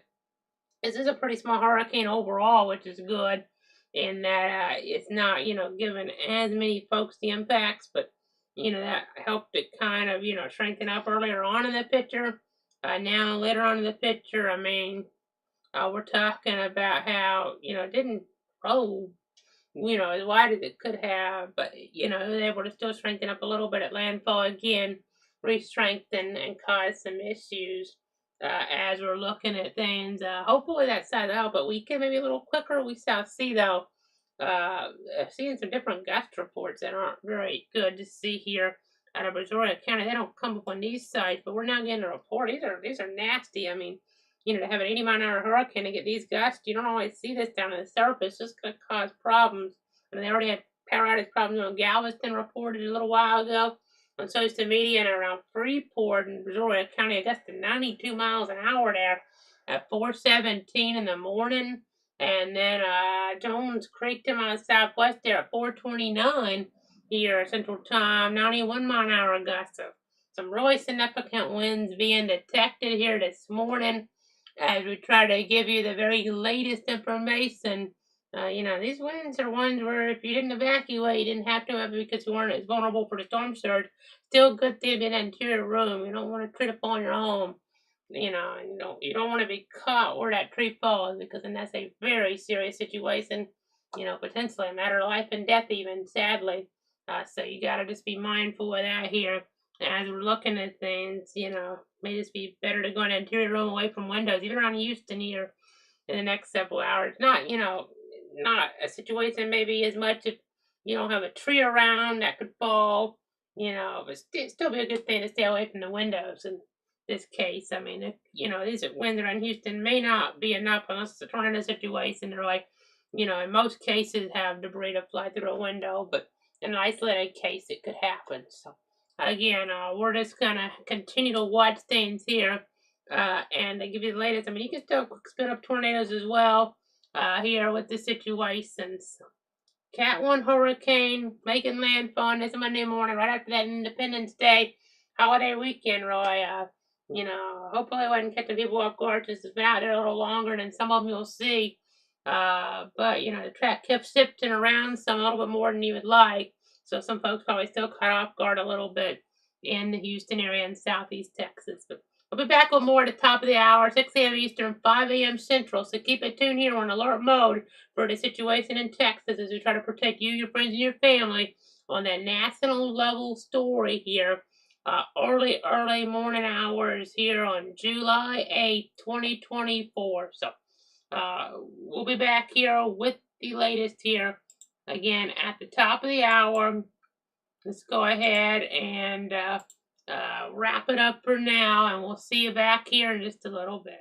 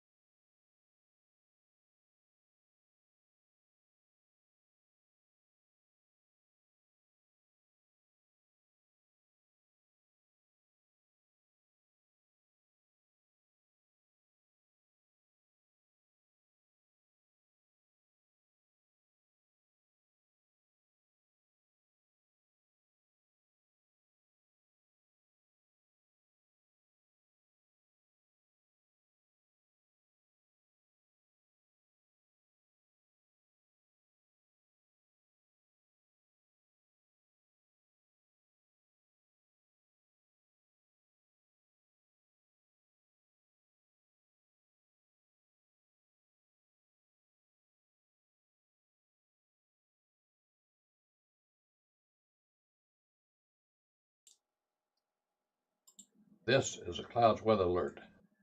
Meteorologist Casey Cloud back here at the top of the hour at 6 a.m. Central Time, 5 a.m. Eastern. A Hurricane Beryl Category 1 storm still made landfall just a little over an hour ago there as we're looking toward parts of the Lone Star State. I know watching the storm system very carefully here on that radar presentation, really getting its act together there as it was getting closer and closer toward land, causing problems. And we'll see graphically now, though, that update from the Hurricane Center in Miami. I know they're doing hourly update right now because of it, impacting an area as a hurricane like this in the U.S. And 80-mile-an-hour max sustained winds there. Talking about a storm system here. It's still moving north. None of these numbers changed in this update. Still moving north at 12 miles an hour, and the pressure hasn't increased yet, so it's not weakening really yet over land per se, though we should start to see a reduction in these numbers here in the next hour. So when the storm strengthens right up until landfall like this, that's more problematic because it takes a little longer to kind of come on down with some of those numbers here. So definitely causing impacts here. A lot of power outages. Looks like in the word Texas now about 160,000 customers in the dark, according to Power.us. Apparently that number does include areas around Houston. There's been some issues here lately with some of the numbers from like Centerpoint, that electric provider, and looks like that whole number does include that though.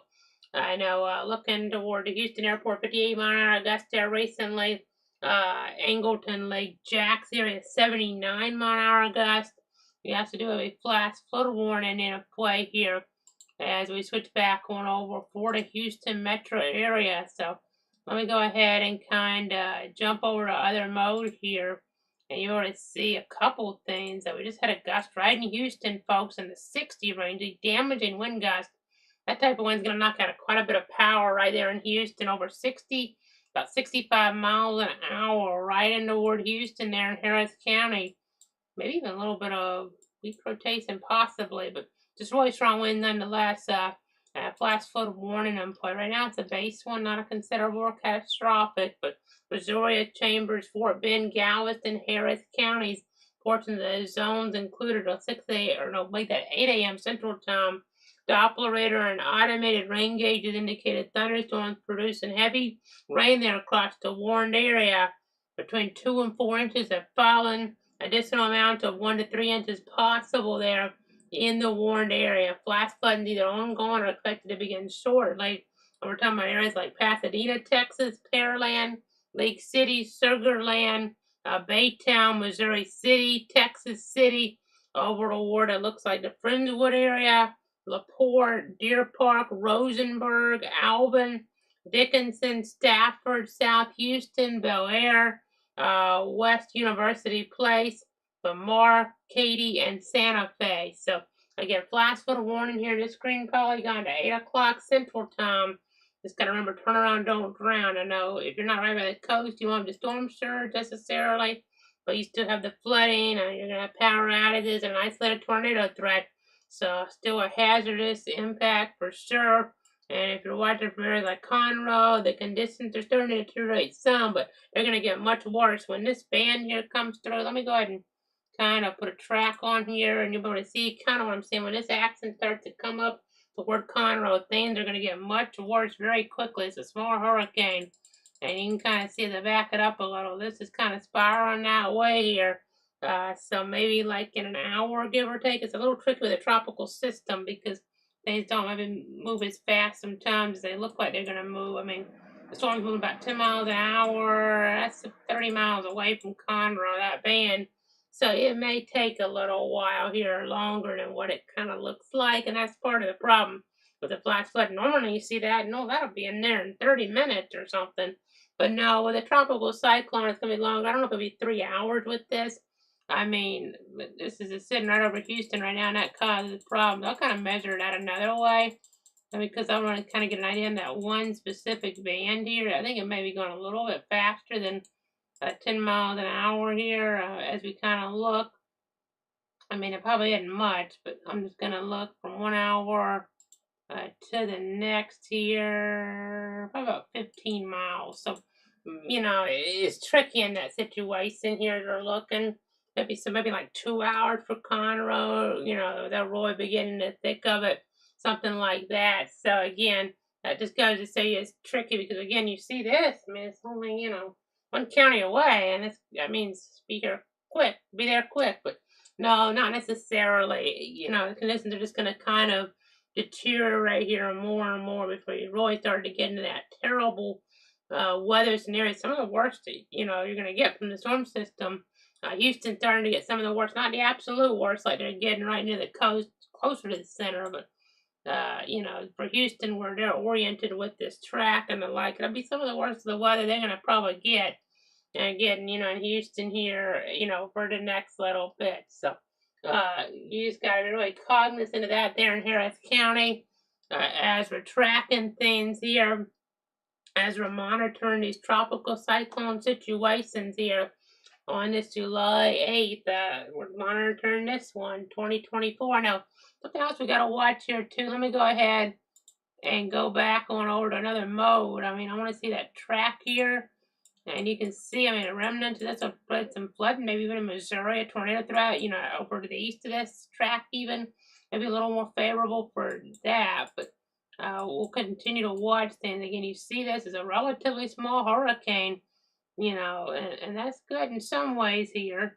It could have been bad, though, if it could have got us out to get even more quickly here and really got up there on the Saffir-Simpson hurricane wind scale. We're lucky it was only a Cat 1, but it's still one of the more impactful Cat 1s that you'll ever see based on the population density and its strengthening upon landfall. That causes gusts to really try to get down to the surface there versus if it was weakening upon landfall. So this is still one of the more impactful Cat 1s, outside of like a stowing out system. It's not stowing out, but it's a typical hurricane, I guess you could call it. Not just one that's going to go down in the record books, but not one that folks are going to, maybe probably forget about. Some folks will. I honestly think Nicholas kind of was forgotten about a little bit going back a few years. I had to look that name up pretty much just to remember it for those folks out there. This is a little bit worse than that one, it looks like. So keep that in mind. I remember, I guess it might just be me, but I remember Mamouda probably a little bit more. They had terrible flooding down there. That wasn't too many years after Harvey, so another tropical storm, very, quickly developing there. So, name, we had Allison going way back as well. So they've had a lot of floods around Houston. I'm hoping this will be, a historic one here. But we shall see. Just remember, turn around, don't drown. There's not a high risk, I don't think, for flash flooding. Last time I checked, I think it was a moderate, and that goes to say the speed of this.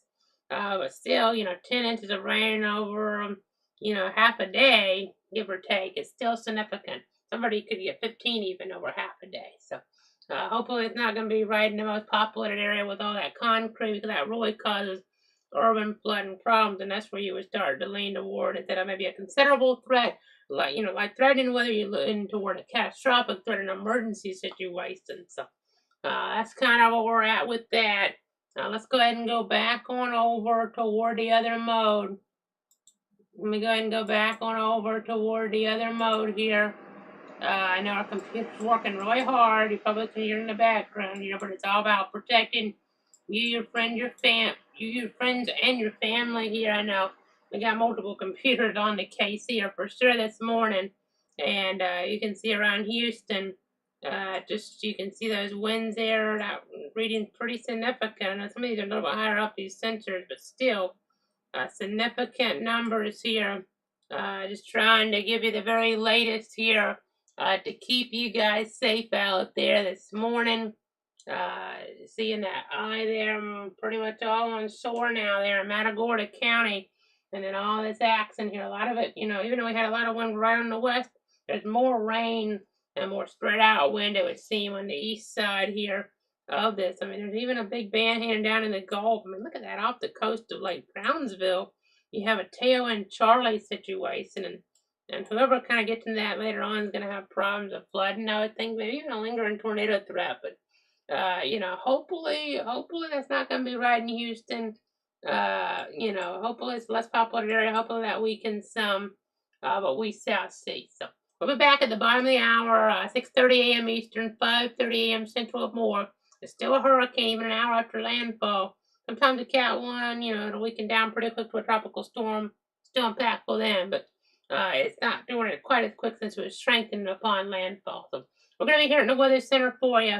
I'll be back with more at the bottom of the hour, about 6:30 a.m. Eastern, 5:30 a.m. Central, as we're trying to protect you, your friends, your family. I mean, if you're watching from our local area, North Florida, South Florida, well, we're trying to protect folks, that maybe out there. Let them know about what's going on, let them know to watch, or if folks are watching out there, to stay safe, be very careful. I'll be back here soon with more information.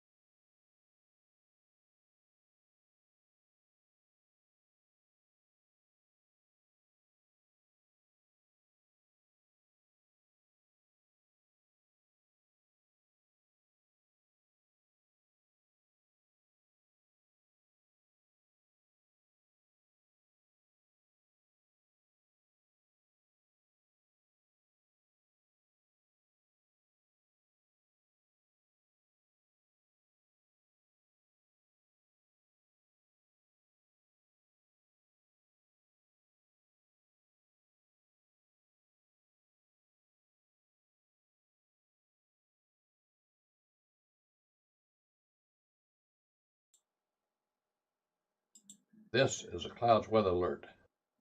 Meteorologist Casey Cloud back here at the bottom of the hour at 6:30 a.m. Eastern, 5:30 a.m. Central. We're tracking Hurricane Beryl, Cat 1 storm. I know the worst of the weather here, more toward Brazoria County, under the eyes, kind of over parts of Matagorda County. You see the gusts there near 80 miles an hour around Angleton. But Houston's getting it pretty bad too. It seems there may have been a tornado that touched down there before a tornado warning got issued here a little while ago.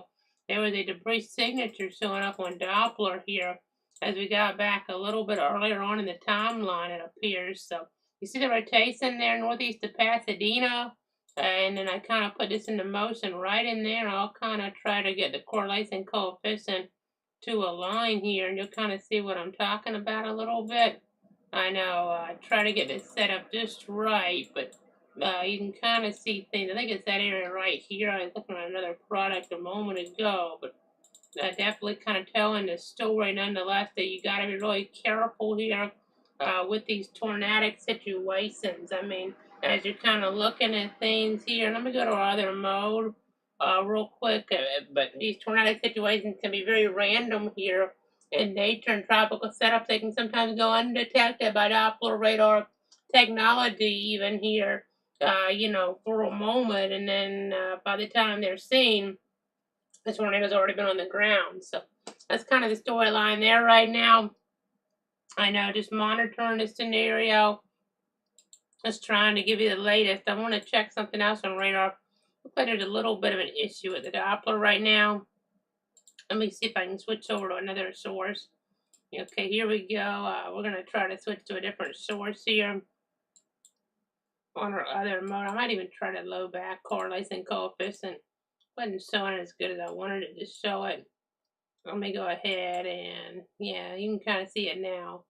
It was not loading some of the more recent frames, but there it looks like a tornado. I mean, that's kind of inside the beltway, I would call it. That's problematic, obviously, here, not have a warning on something like that near Jacinto City, and it kind of popped up, and then you see the warning. These are really hard to warn for, though, but it looks like there was a tornado that started to develop there right into the top of the hour, maybe a couple minutes after, Jacinto City. And you can kind of see how it faded, but maybe went over the interstate there, I-610. So not a good situation there. They're looking at Metro Houston. Again, using another radar source right now because the other one went down on us, unfortunately. But you can see gusts in the 60-plus range around Galveston County, close to 80 in Brazoria County, and in the 50 range in a lot of spots in Harris County. Though we did have a gust been higher a little earlier. The Ward 65, and we had one at 62 there recently around the Hobby Airport. So that kind of tells the story here as well with Hurricane Beryl. Cat 1 storm, I know, is more significant even further out in the Caribbean. Cat 5 at one point, but still Cat 1 and nothing to mess with. Still causing a lot of power outages. According to Power.US, now over 250,000 without electricity in terms of electric customers in Texas. So that's a big deal. I know gusts of 60 miles an hour at Houston Intercontinental Airport. This 60 mile an hour winds. That's really, when you have severe thunderstorms, that's the threshold for power outages and warnings. And you're going to have quite a few of these 60 mile an hour gusts, and that's really going to cause a lot of power outages here this morning. So something to take very seriously as we're looking at things here with Beryl, this Category 1 hurricane, impacting a lot of folks here. I know around Galveston, Jamaica Beach, Angleton. You have Freeport, of course. I mean, they're kind of on the east side of the eye wall, west side of the eye wall back here. Pulaski, they're really getting hit hard. Kind of telling the story here this morning. Big time event, even with the Cat 1. I mean, it's not necessarily something we're going to be talking about like Harvey maybe, or even Ike, but it's still a big deal. And it's something folks are going to remember for a while, probably more so than they do storms like Nicholas there a few years ago. So just to put things in perspective a little, again, you can see our flash flood warnings there. I'm putting these green polygons. Remember, turn around, don't drown. And you have the storm surge. I mean, you're still kind of getting that fetch there. So, the storm surge didn't necessarily end here that quick. Even we're on Galveston, it might actually kind of pick up some the way the storm goes in. Kind of pushing that water on it a little bit more with the way the angle is. So that could be something to kind of be mindful of here So as the situation kind of evolves on us, I know high tide coming up, so that's an issue. Watching that carefully. Something interesting popped up, especially in the morning out here toward the coastal waters closer to home, but nothing close to land. It hadn't shown up there. Just popped in my other systems that I'd look over there, make sure we're not missing anything on a local level. For what it's worth, just real quick, if anybody's watching there for our local area here in North Florida, South Florida, are a couple things to talk about. I mean, you see that marine one in the Gulf. Now, we do a heat advisory situation today. Remember to drink plenty of water, take frequent breaks if you do have to be outside. And then you also have a situation. We'll have some afternoon storms that could be pretty strong, even where we're out here in Bradford County. So we'll be watching all that here. I know. Speaking of strong storms, we have the hurricane, but then we also have a tornado threat increase around Shreveport from the hurricane. It'll be a tropical storm later today, but Beryl and maybe some energy of the daytime heating coming together toward the Arctic, that could be problematic. So again, we're going to keep our eyes on that here in the weather center. So again, you can see there the eye of the hurricane around Bay City right now, and the impacts being felt, over a wide area. Granted, luckily, this doesn't have, as big of a scope as some hurricanes. Another thing I noticed is the southwest side, it gets cut off pretty quick. And I think we kind of had some, maybe, dry air trying to get in there. That was kind of helping that, not develop as much, which we're thankful for. Otherwise, it could have really ramped up even more so upon, that approach to the coast. It could have got really, on the edge of becoming a major hurricane, a Cat 3, and instead of Cat 1, a lower end Cat 1 of that, but still very impactful, causing a lot of problems, hitting Houston almost head on, really. You don't get that all the time. I mean, Harvey, of course, was a lot worse than this will be because of the flooding, but this has higher wind than Harvey. Nicholas, this is probably a little worse than Nicholas, as we've talked about. The winds aren't as high as what they were in Ike, though, at least. I mean, those were a good bit higher, but it's still, giving them a, blow there in Houston. Going to cause a lot of power outages. Peak winds probably won't be quite as high as the derecho toward Houston back in May either, but still problematic situation. New flash flood warning now for radar engaged indicated flooding toward Brazoria, Fort Bend, and Galveston counties. And that's until 8:30 this morning at 5:38 Central Time. It looks like indications were that between 2 and maybe even 3 and 5 inches of falling with additional 2 to 4 inch totals possible. So, talking about areas there on southwestern Pearland, over toward southwestern League City, Galveston Island, even, the West End, Roy, Galveston, Causeway, Texas City, Alvin, Angleton, Lamarck, Santa Fe, Hitchcock, Southern Manville, Danbury, Arcola, Bayou Vista, Iowa Colony, Holiday Lakes, Jamaica Beach, Tiki Island, Hillcrest, and northeastern Bailey's Prairie. So that's kind of the storyline right there. Trying to give you the very latest on the situation. Trying to keep you up to date here. And you just got to remember, turn around, don't drown. And of course, hopefully, those storm surge vulnerable areas you weren't in, we were looking at things from the Hurricane Center, maybe saying upward to 7 feet of storm surge, a possibility. So that's always really problematic. And with high tide coming, things could still get worse here. In some spots like Galveston before they get better. I know, storm surge, unlike wind, sometimes, wind we're forecasting here. Well, storm surge, that's more of something used more, the forecast numbers, we're using those more from the Hurricane Center because they have algorithms, special things to account for topography and the like along the coastline. So kind of go with their number. They were saying up to 7 feet possible, which is significant. That's, it's above ground level, and that's taller to me, and taller to most folks. So that's the worst case, so that's obviously problematic. Not 20 feet or 15 feet, but still a dangerous situation, life-threatening scenario. So, again, we're going to keep you updated here. We'll be back at the top of the hour with more. I hope the winds and the sustained level come down a little. Maybe 75 here, but it'll probably still be a hurricane in the next update. Angleton, Lake Jackson, Augusta 85 there reported recently. So these are still some strong winds knocking out more power, knocking trees down on power lines. I know. Charge of your devices if you haven't lost power already. Houston south, and then to the north, and we hopefully haven't lost it. Yeah, we need to charge your devices in Conroe, Liberty, even Huntsville and Livingston, and some other surrounding areas east and west. Because a good bit of folks probably gonna lose power here. So be prepared. Tropical storm warning that affect further inland. Hurricane warnings closer to the coast. Let me see if they've changed the map here. I know we had so many things come out earlier, right at the 5 o'clock hour. Let's see if we've had any hurricane warning expansions. I don't see them right off. These are still kind of hard to keep tabs on until they're going to get them under an umbrella here with the Hurricane Center soon. Starting next month, so it'll be easier to keep up with these on track updates and the like. But for now, it's still kind of random with the hurricane warnings, tropical storm warnings based on what the offices see.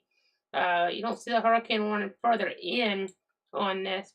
This is a more tropical storm warning, but look what we just got there in Houston, a hurricane force gust. Now, the hurricane warning more for hurricane sustained winds, but nonetheless, that's not good. That's going to knock out a lot of power here around Houston, a lot of power. This type of wind is very significant still. I mean, it's right. If it was 20 miles an hour or less, we're talking about way less power outages. But with the vulnerability from the derecho back in May, this is going to cause widespread power outages, and it's starting to really do so. So, serious situation in that regard. I mean, you got to think of people that depend on oxygen and the like. Not good. I know after a storm, remember to treat intersections as a four-way stops. When the lights are out there, the power knocks out the traffic signals, and then you also just gotta remember with the generators, don't use those, portable gas powered generators in the home because carbon monoxide poisoning can be deadly. So keep all that in mind. And I'll be back here at the top of the next hour with more information on Hurricane Beryl, a Cat 1 storm making landfall earlier on around Matagorda, Texas, the first one of the year here in the U.S. in 2024.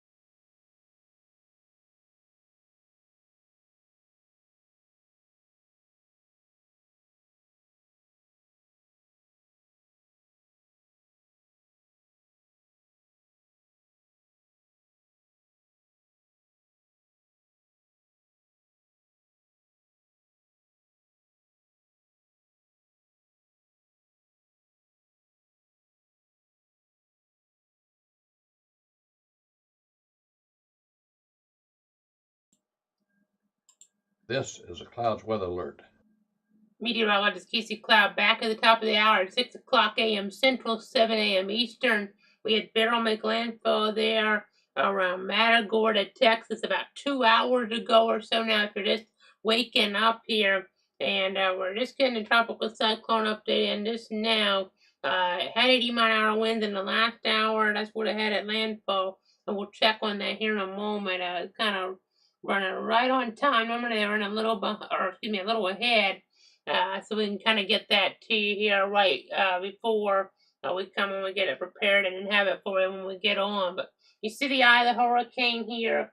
It's kind of where you can see the underneath hurricane warning, and you have a bunch of wind. We're now just seeing more and more power as it add up into where the Lone Star State, close to 500,000 folks now in the dark. Seeing just toward 80 miles an hour on Houston. That causes a lot of power outages very quickly, that type of wind. You're seeing winds around Angleton, close to 85. I mean, we're getting quite a bit of storm surge here still, as they're looking toward like Galveston and the like, and the high tides and issue there. So not a good situation, even though it didn't strengthen past the Cat 1. Let me go ahead and see the South Perception Hurricane Wind Scale for perspective. And I say just a Cat 1. It's technically a minimal hurricane, but you think of storms like Hermine in the past. I mean, the word Tallahassee, that had very significant power to its impacts. It looks like this is going to have, similar type impacts in some ways, as they're still going with 80-mile-an-hour max sustained here in that 6 a.m. Central Time update. Not really showing any signs of weakening.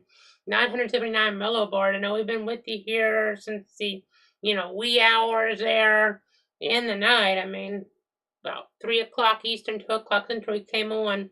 But sticking with this a little longer, I mean, we're still getting a report toward like Bay City with a pressure toward 980 millibar. 979 is what they went with the Hurricane Center on that update, and moving north at 12 miles an hour. So not a good situation. It got to 85 around Brazoria County Airport recently.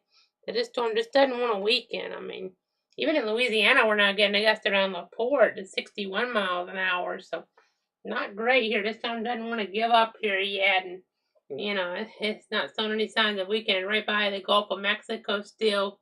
When you have just technically barely a Cat 1, you'd hope it would weaken a little faster. It hadn't shown any weakening over the first 2 hours over land really. So not a great scenario. I know in post analysis they may go a little higher on the sustained wind. It seemed like it was kind of the gusts in there were overachieving a bit. It's kind of tricky though, because just the different, calculations, but, probably a Cat 1 still at landfall, probably wouldn't have had winds, there's no way it was actually up to Cat 2, but still, it might have been a little higher than 80 max staying at landfall once they do post-analysis, but again, you can kind of see here, looking at the scenario, Galveston, I know they're still getting hammered down there as well. This storm having a wide range of impacts, and it's a really populated area we're talking about. That's what really makes the power outage situation worse, because so many folks are being impacted here. It knocks out so many people's electricity, and they're being adversely impacted, negatively impacted here. Let me go back to our other mode. You can see all that rain coming in Houston. It's now a considerable flash flood warning there as well, a life-threatening situation. So remember, turn around, don't drown, as we're looking towards some of these different areas. I know, Harris County, even a 9 a.m. Central, Pasadena, Pearland, and the surrounding areas. Even we're talking about Lake City and Sugarland and Baytown and Missouri City and Texas City and Friendswood and LaPorte, Deer Park, Rosenberg, Alvin, Dickinson, Stafford, South Houston, Bel Air, West University Place, Lamar, Katy, and Santa Fe. So that's the storyline there with the hurricane. I know. We'll go ahead and look at those winds as they're kind of just pushing on in here.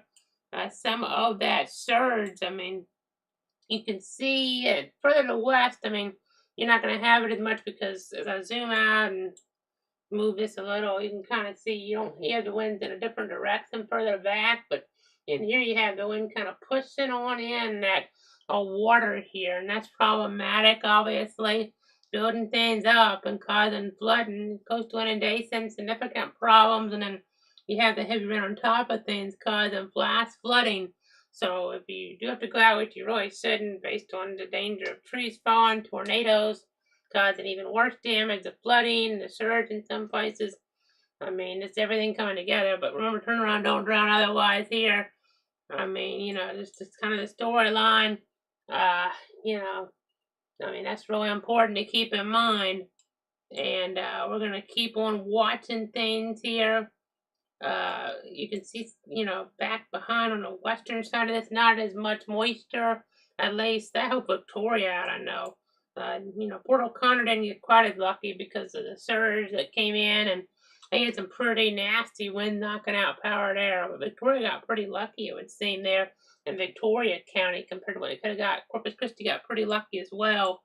But areas further east and not so much as it's kept moving, there was that track ended up being a hurricane landfall in Texas, but almost, more in the Houston television market. I mean, that's not what you want to see because the population density is just so much there in that area. Landfall and a hurricane, not a hurricane warning necessarily for Houston, but a real problem, this storm nonetheless here this morning. Let me double check some things. I know we'll go ahead and pull up the wind scale again, just for anybody just tuning in. I know, I know things come and go here with these. I know we have the flood watches, warnings, and the like. Just want to make sure we don't have a hurricane warning for Houston that they've added or anything, and they have not. So at this point, I'm not going to be adding a hurricane warning, I would not think, for them. But gusts to 59 in Pearland. I know we're not really getting the sustained hurricane winds in Houston, but we're right on the edge of that with these gusts to hurricane force. That's definitely problematic. I know, definitely a nasty situation there in that regard. Just trying to give you the very latest here. And we're going to go ahead and switch back on over right now toward the other mode here. Again, watching things here this morning. And you can see that center of circulation. I know that wind arrow's not going to quite catch up. But right around Pleasure there in the eye. A little calmer there. You're not really seeing as much, breaks and as many breaks in the clouds because as I say that, it starts to show a little break. It's like a strengthening here. But earlier on, as we were looking at this, we did not really have a center, showing up on the infrared satellite. But now we kind of do. So this just goes to show you here how things sometimes aren't really weakening. As this is overlaying, it's kind of a dry spot too, but it's right there where the center would be. We'll overlay this. I mean, that's pretty much an eye there. We didn't really have that earlier on infrared when we had the landfall facility. So let me, we're going to go back to the other mode for a second, and then I want to go ahead and get a loop together. Let's just kind of demonstrate things then. So that's interesting, to be quite honest. I mean, being so close to the Gulf, but still able to kind of, maintain itself or almost organize a little bit better even after landfall, which you don't see very often. So that's interesting here. Definitely interesting. So we had the landfall. We didn't have an eye on infrared, but now we're starting to kind of get it.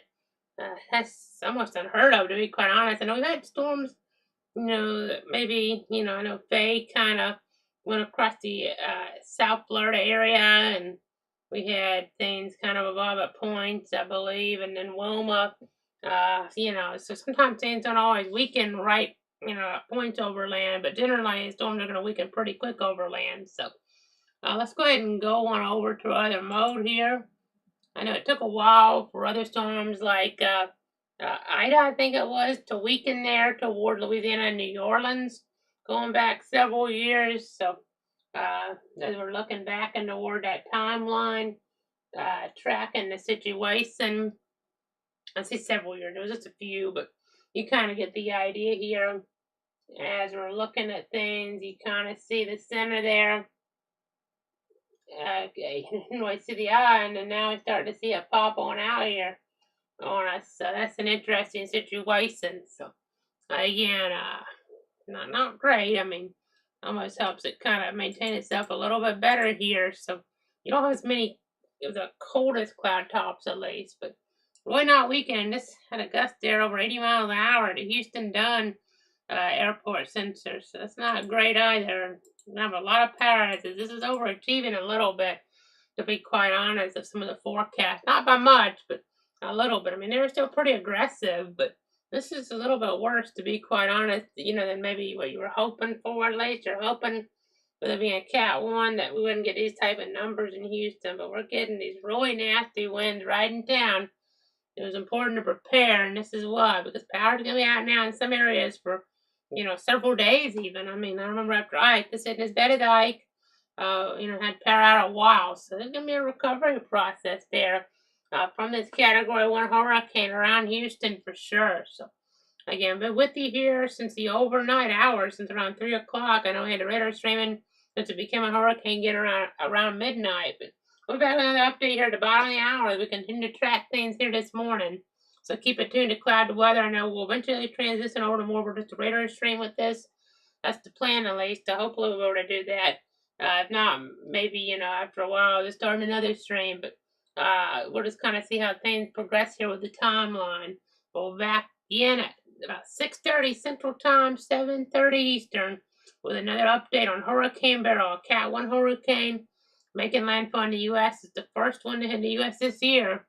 Hopefully there won't be many hurricanes this year, but the forecast suggests there's a better than normal chance because of more storms out there expected in the tropics, and that just means in general more could hit the U.S. here and maybe more hurricanes. So be watching that. We'll be tracking that potential. But right now it's all about Beryl, a Cat 1 hitting Texas. Houston getting pretty hammered here at this point. Not, a historic event for them. But I mean, we're getting different reports in there. You see a flood report popping up. The high water is there. A problem. Officers in high water vehicles have been dispatched to a water rescue on Avenue North in Fort Bend County around Rosenberg. So that kind of tells you the nature of things. Pretty serious here this morning. Remember, turn around, don't drown. Don't want to be out unless you have to be. Really, to be in an interior room, away from windows if you can be, and away from where trees could fall and more vulnerable spots on your home and the like. You don't want to be in a vulnerable spot where a tree falls and then you're injured or even worse. So again, we're gonna be here. Another update at the bottom of the hour, 7:30 Eastern, 6:30 a.m. Central, as we watch Beryl.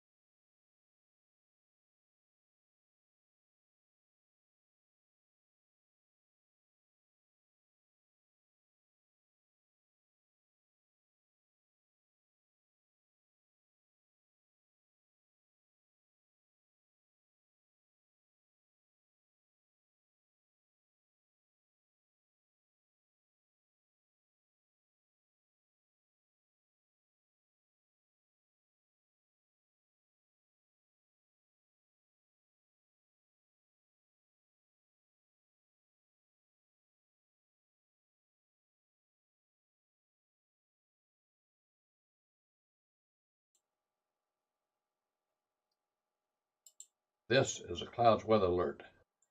Meteorologist Casey Cloud back here at the bottom of the hour at 7:30 a.m. Eastern, 6:30 a.m. Central. We're tracking still Hurricane Beryl here, trying to get a little bit further there away from the coast to the center of that eye. Hadn't made a lot of progress, but it has a little bit, causing a lot of flooding concern around Houston and surrounding areas. Storm surge along the coast there. Areas like Galveston and made landfall around Matagorda about 2.5 hours ago, and then the wind, I mean, that's really been a problem. We're talking about just hundreds and hundreds of thousands of folks already without electricity here. That is not good news as we're looking towards some of these communities here. We're seeing gusts toward Houston, 80 miles an hour, give or take.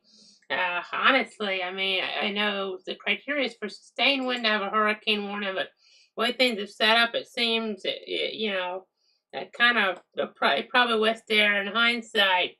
That's the weather service in Houston that they might have issued a hurricane warning for Houston because these gusts. We've seen a bunch of hurricane force gusts there, and then compared to Victoria, who's been under a hurricane warning, they haven't seen all that much. I mean, it's just the way things go sometimes. I mean, you see the hurricane warning back out toward the west, and they've seen not much rain at all. And in Houston, a tropical storm warning, they've got a half foot already and a lot more wind. So, a serious situation around Houston here this morning that folks are waking up to. It just seems like the way it is around Houston, a considerable threat already. If they keep getting more rain, it might be go catastrophic here. I mean, granted, the banding off toward the east here, with maybe the most of the training might be more Galveston and areas just east of downtown Houston. So maybe not just a historic situation, but still a bad scenario. Maybe the worst hurricane wind. Granted, it's not to that level, but the worst wind they've had from a hurricane in Houston since Ike now. It's looking like we're hoping maybe not. I mean, we had Nicholas that made landfall in the region, but it was not this powerful overall.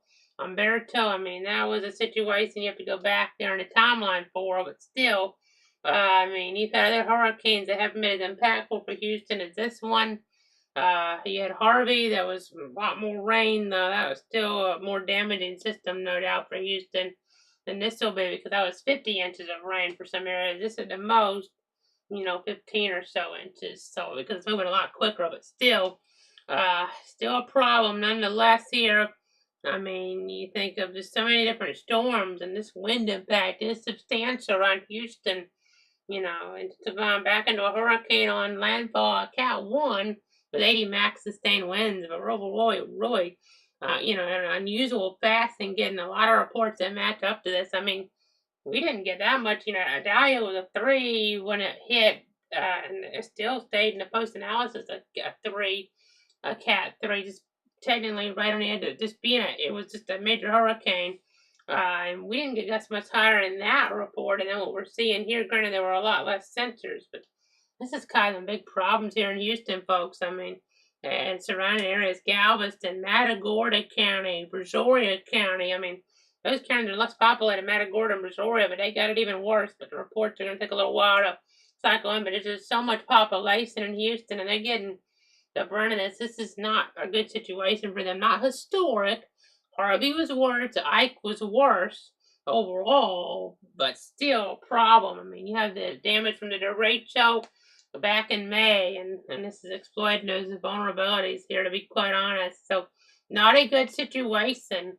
I mean, a Cat 1, I mean, it's what you would call still really a typical hurricane.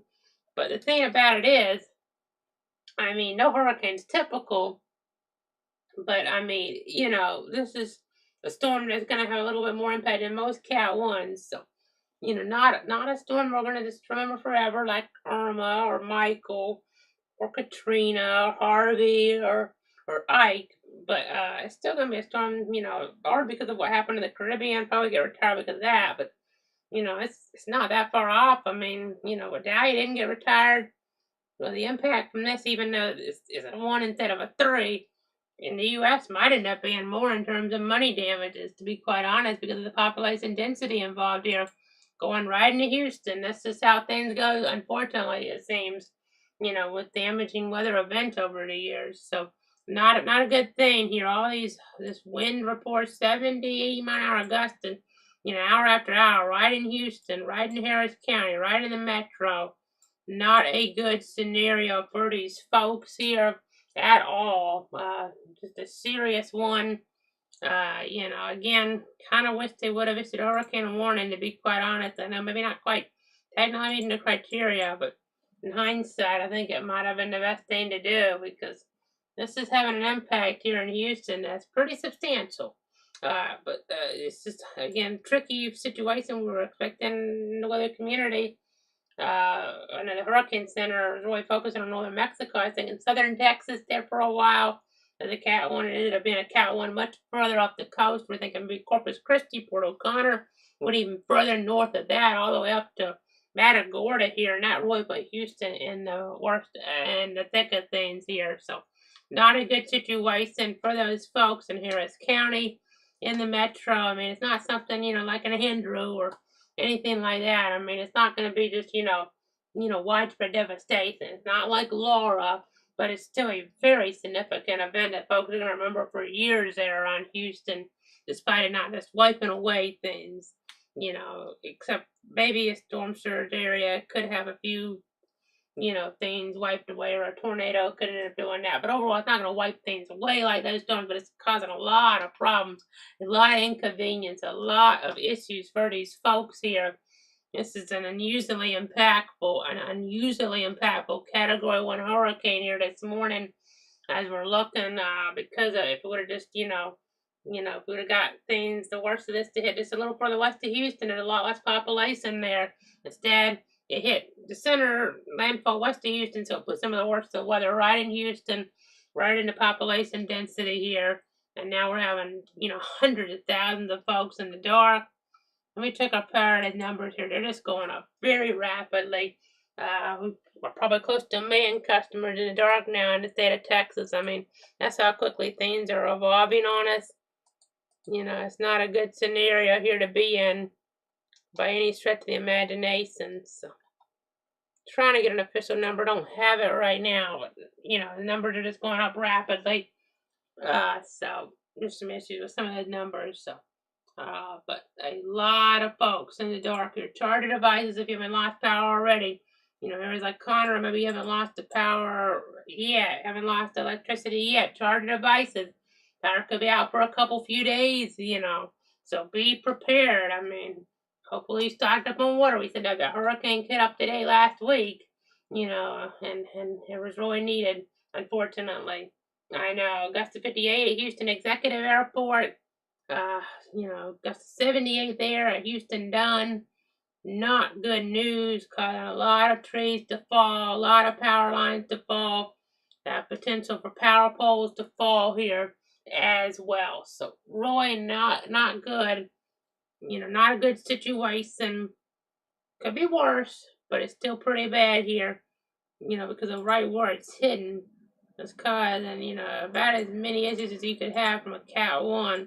Unless a Cat 1 just stalls out, I mean, but otherwise it's causing a lot of problems. You can see on the infrared satellite all that moisture there. The cloud tops aren't as cold as they were earlier. So maybe they'll be able to drop it down to 75 on the max sustained winds in the 8 o'clock Eastern, 7 o'clock Central update advisory. But, a lot of times you get a low in Cat 1, you get it down to tropical storm within a few hours, couple hours. I mean, and this is taking a little bit longer. It's probably going to at least take 4 hours for that to happen. I would think at this point, with an eye on infrared, we didn't even have that here when it hit. And now we have an eye visible here on infrared satellites. So really not losing structure that much. I mean, the pressure is still 979 millibars. It's a pretty low pressure. I mean, I look at some of my different guidance. I mean, that's not as the pressure of a Cat 2. So we're lucky that, the pressure drops, the winds are supposed to catch up. Well, they didn't really catch up in maybe the sustained number because they hit right then. But, in gusts, they're still very high for, this situation. So, again, we'll be back to the top of the hour with more of a very nasty scenario here, a very dangerous situation on a national level. We're in alert mode for it. We're keeping up to date here. I know it's not a good way to start a new week after Independence Day. That long weekend for a lot of folks. I mean, folks did have warning out here, and a lot of folks aren't going to be on the roads today. It's just too dangerous. But big national storm. I'll be back here with Beryl coverage again at the top of the next hour, 7 o'clock Central, 8 o'clock Eastern.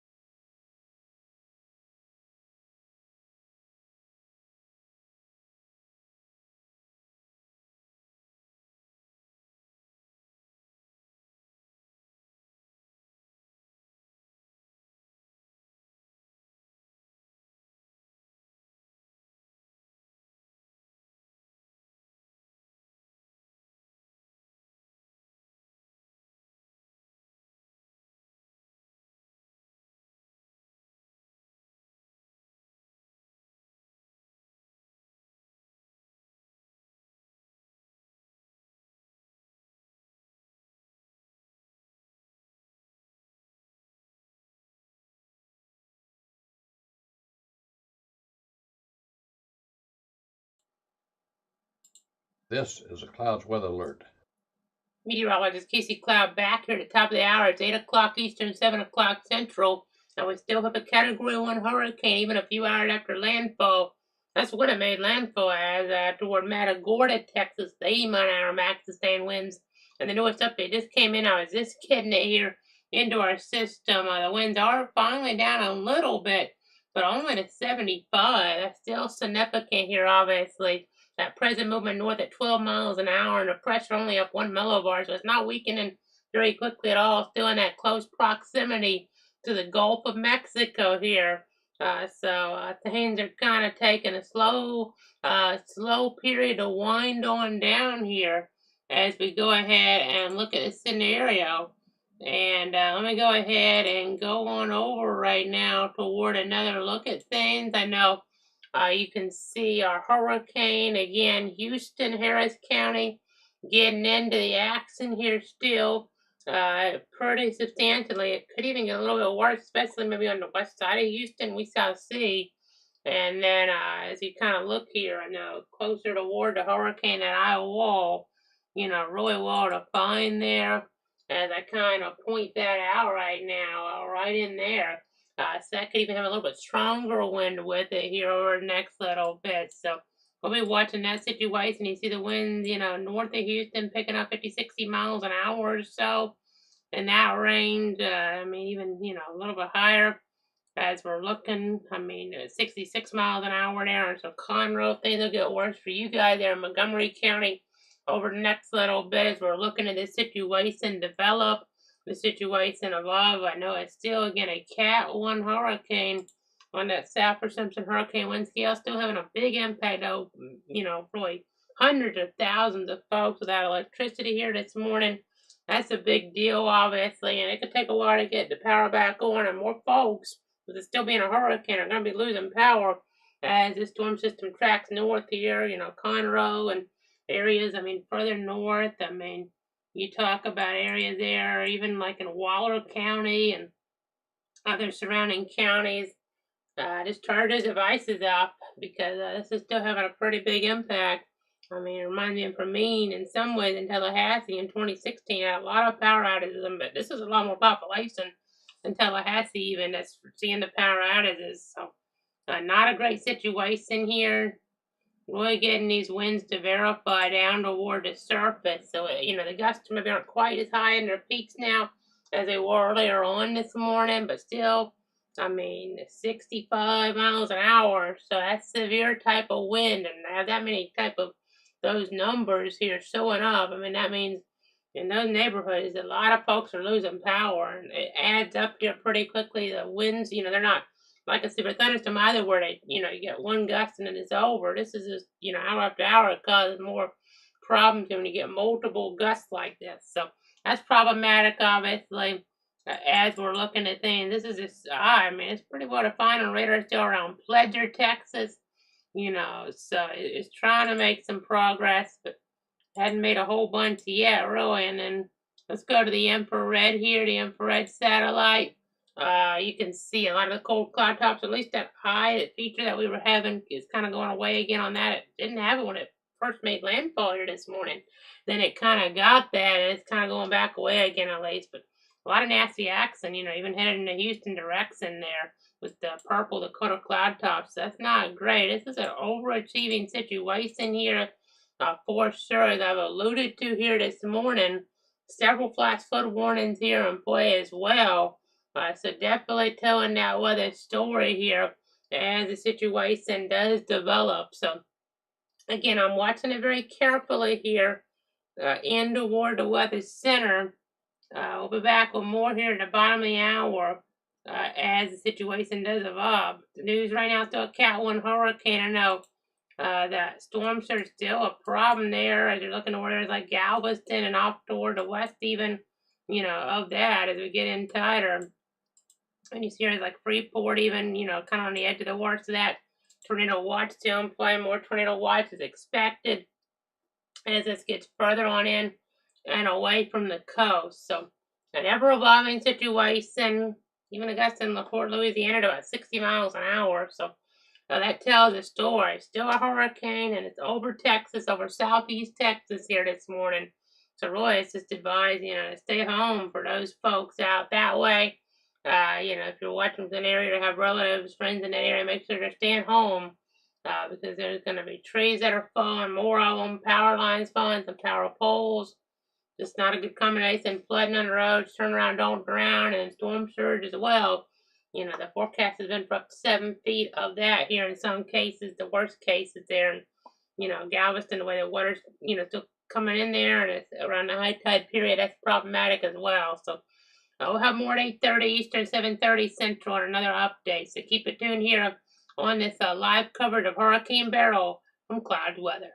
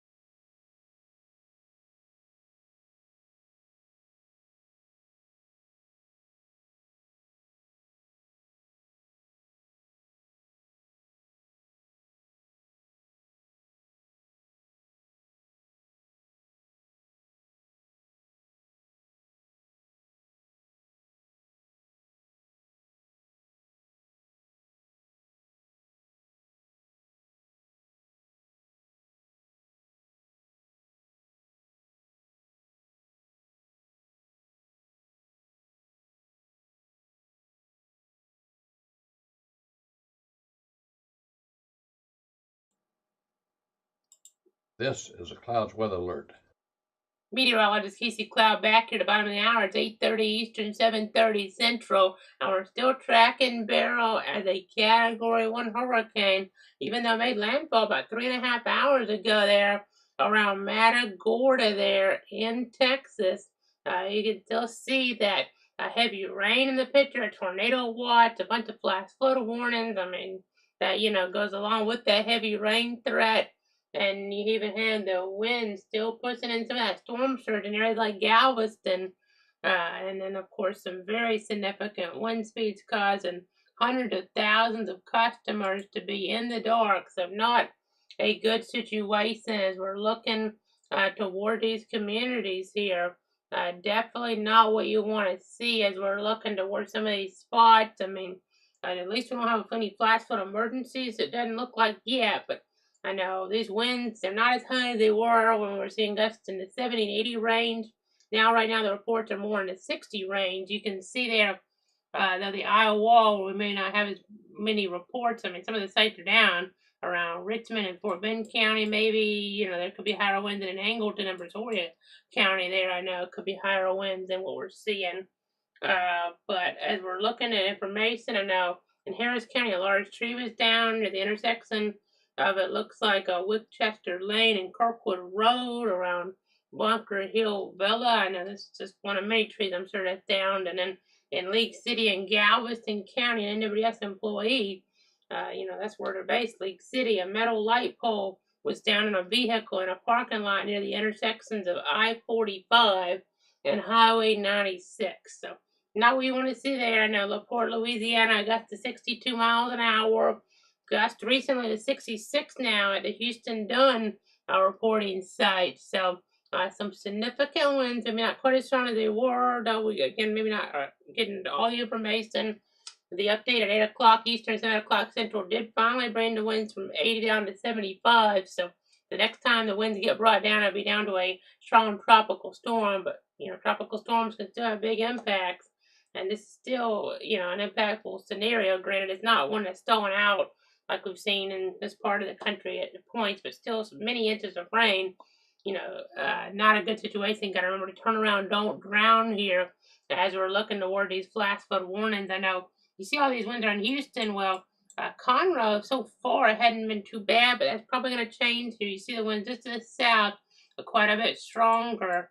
And even though we're going to be wrapping up coverage here pretty soon, in terms of me being on the air in front of the chroma key here, we'll switch over to radar mode as we're looking at things. It's still going to get worse in areas like Conroe here. Maybe not hurricane force conditions, but you see the eye wall here still around Richmond.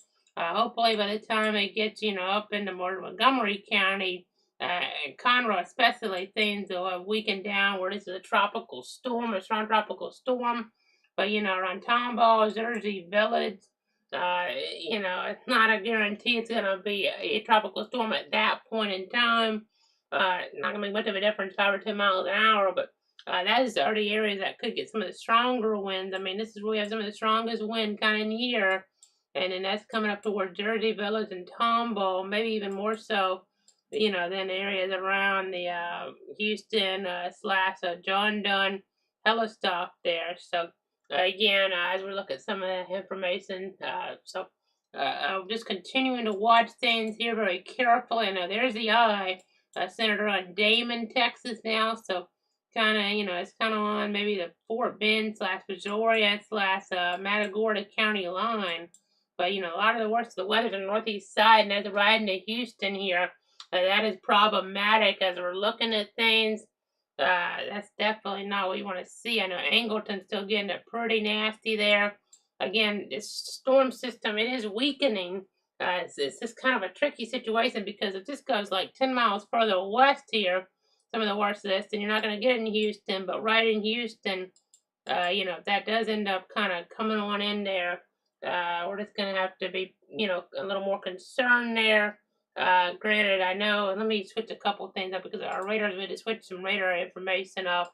So I know you see more development back here. This probably is really where we're at. The way when these started to weaken a little bit, when they've been over land at least a few hours, this is probably where the worst of the winds are. We're not getting some reports right now. So that worst of the wind is probably going to be more, Bel Air or west, I would think.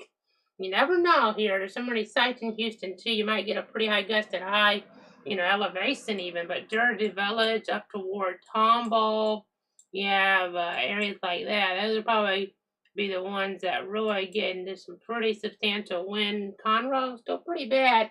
Can be a little more, delayed to some degree for you, but still pretty nasty winds. They're gonna have a lot of power outages up there, no doubt. So you gotta charge those devices, even if you're not getting hurricane gusts maybe in Conroe. It'll be close, but you gotta charge the devices up there as well, even if we're not on the air, in continuous coverage. Just switching from, where we've had the really national type weather story, which it'll still be in the aftermath, no doubt. You still have some of that storm surge coming on in and the like, and the damage in Houston, but it's going to switch to more of a bigger, situation there on that local level more than anything. So again, it's going to be something, that is a big deal for them, but it's not like a Harvey or an Ike or obviously a Katrina or an Andrew, but it's still very impactful. And folks are going to remember the name Beryl for years to come. And it'll probably get retired based on what we saw with it being a Cat 5 further out in the Atlantic. Not a guarantee that it does, but even what it's done around here has been pretty substantial. I mean, because of the population density, I mean, we've seen, a scenario where we really had more folks lose power from this, it would seem, than we did from Adalia. And that was a Cat 3. This is a Cat 1, but it's hitting a lot more people. A lot more folks here being impacted this morning. That's why we've been in alert mode here. We're talking about the system. We talked about it last week, how Texas had to watch things. We're thinking more Brownsville as a hurricane. The official track headed to Mexico ended up going, even further north and further north, thinking Corpus Christi to Brownsville, and then it went, maybe areas there around, it would seem Port O'Connor ended up making landfall a little bit further north than that around Matagorda. So, impactful situation for a lot of folks. This is a very highly popular area.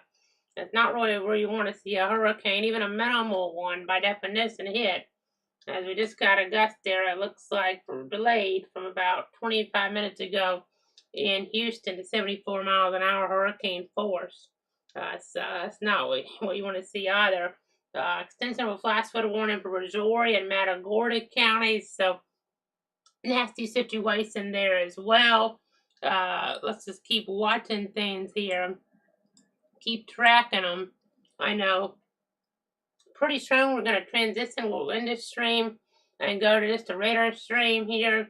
But I'm going to come back at the top of the hour with another update on this stream at least, because just don't feel quite good enough about things yet, since Houston's so populated and things, have a history of being problematic there.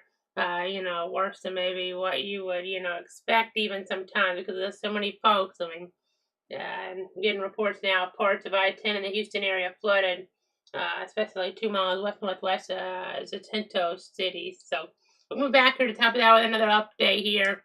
8 o'clock Central, 9 o'clock Eastern. Hopefully, we'll have better news where it gets down to a tropical storm at some point later this morning. That's going to happen at some point.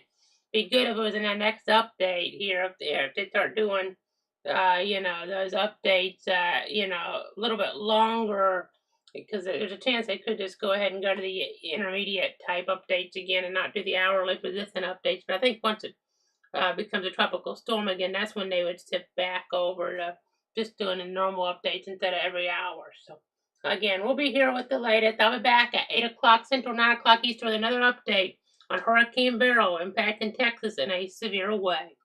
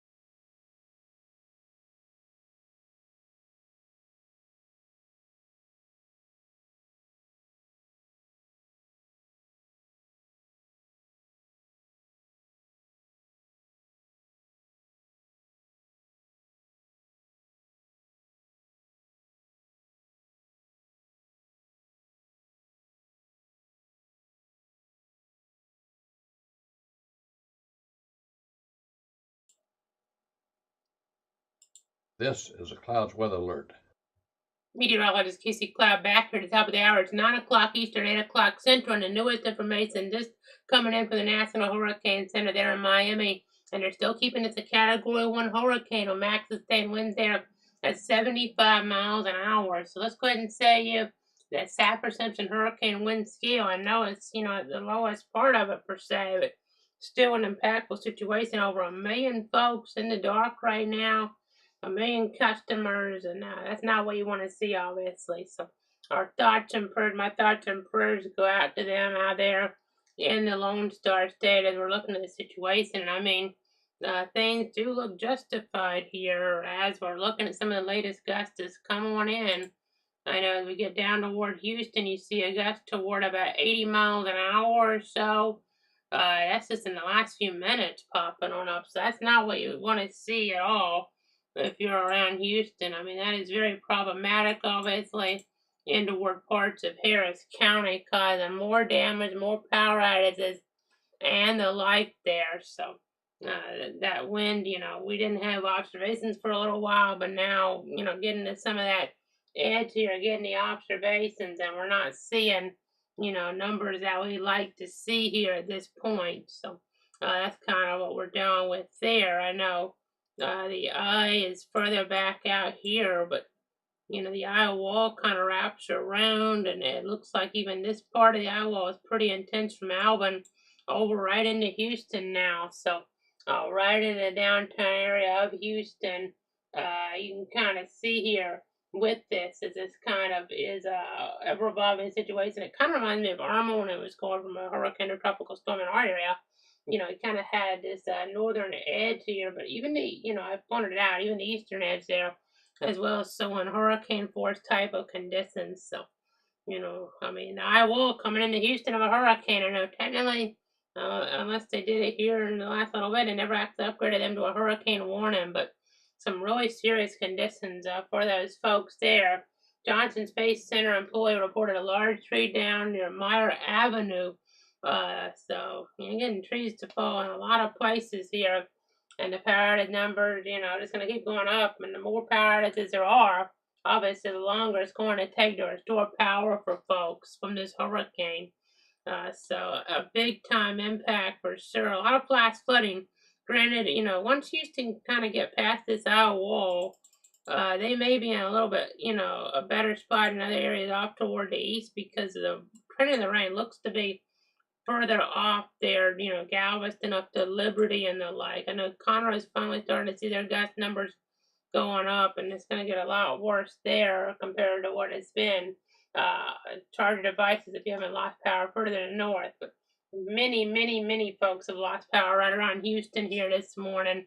A really serious situation. I mean, we're seeing 2 recent gusts in the hurricane range, so I was hoping we could kind of wrap things up. I think we need to go another 30 minutes here because these gusts, to get, this wind is verifying on that northeastern side of the eye wall. So, hurricane force gusts in Houston still. So, this is a problematic situation for these folks. Just really, really want to be in an interior room away from windows right now. Other than the derecho, these are, a couple months ago, obviously, we had winds about 100. Other than that, these are the worst storm winds in years for them, probably since Ike, going back to 2008. So, not a good situation here in the ward Houston right now. Hunker down, be in the interior room. This is the type of wind that could start to, blow out some windows and the like. Even you had that night, they're not going to have as many blown out here. I wouldn't think. You already had a lot of the vulnerabilities exploited by the wind event back in May, but still a really serious situation for Houston this morning.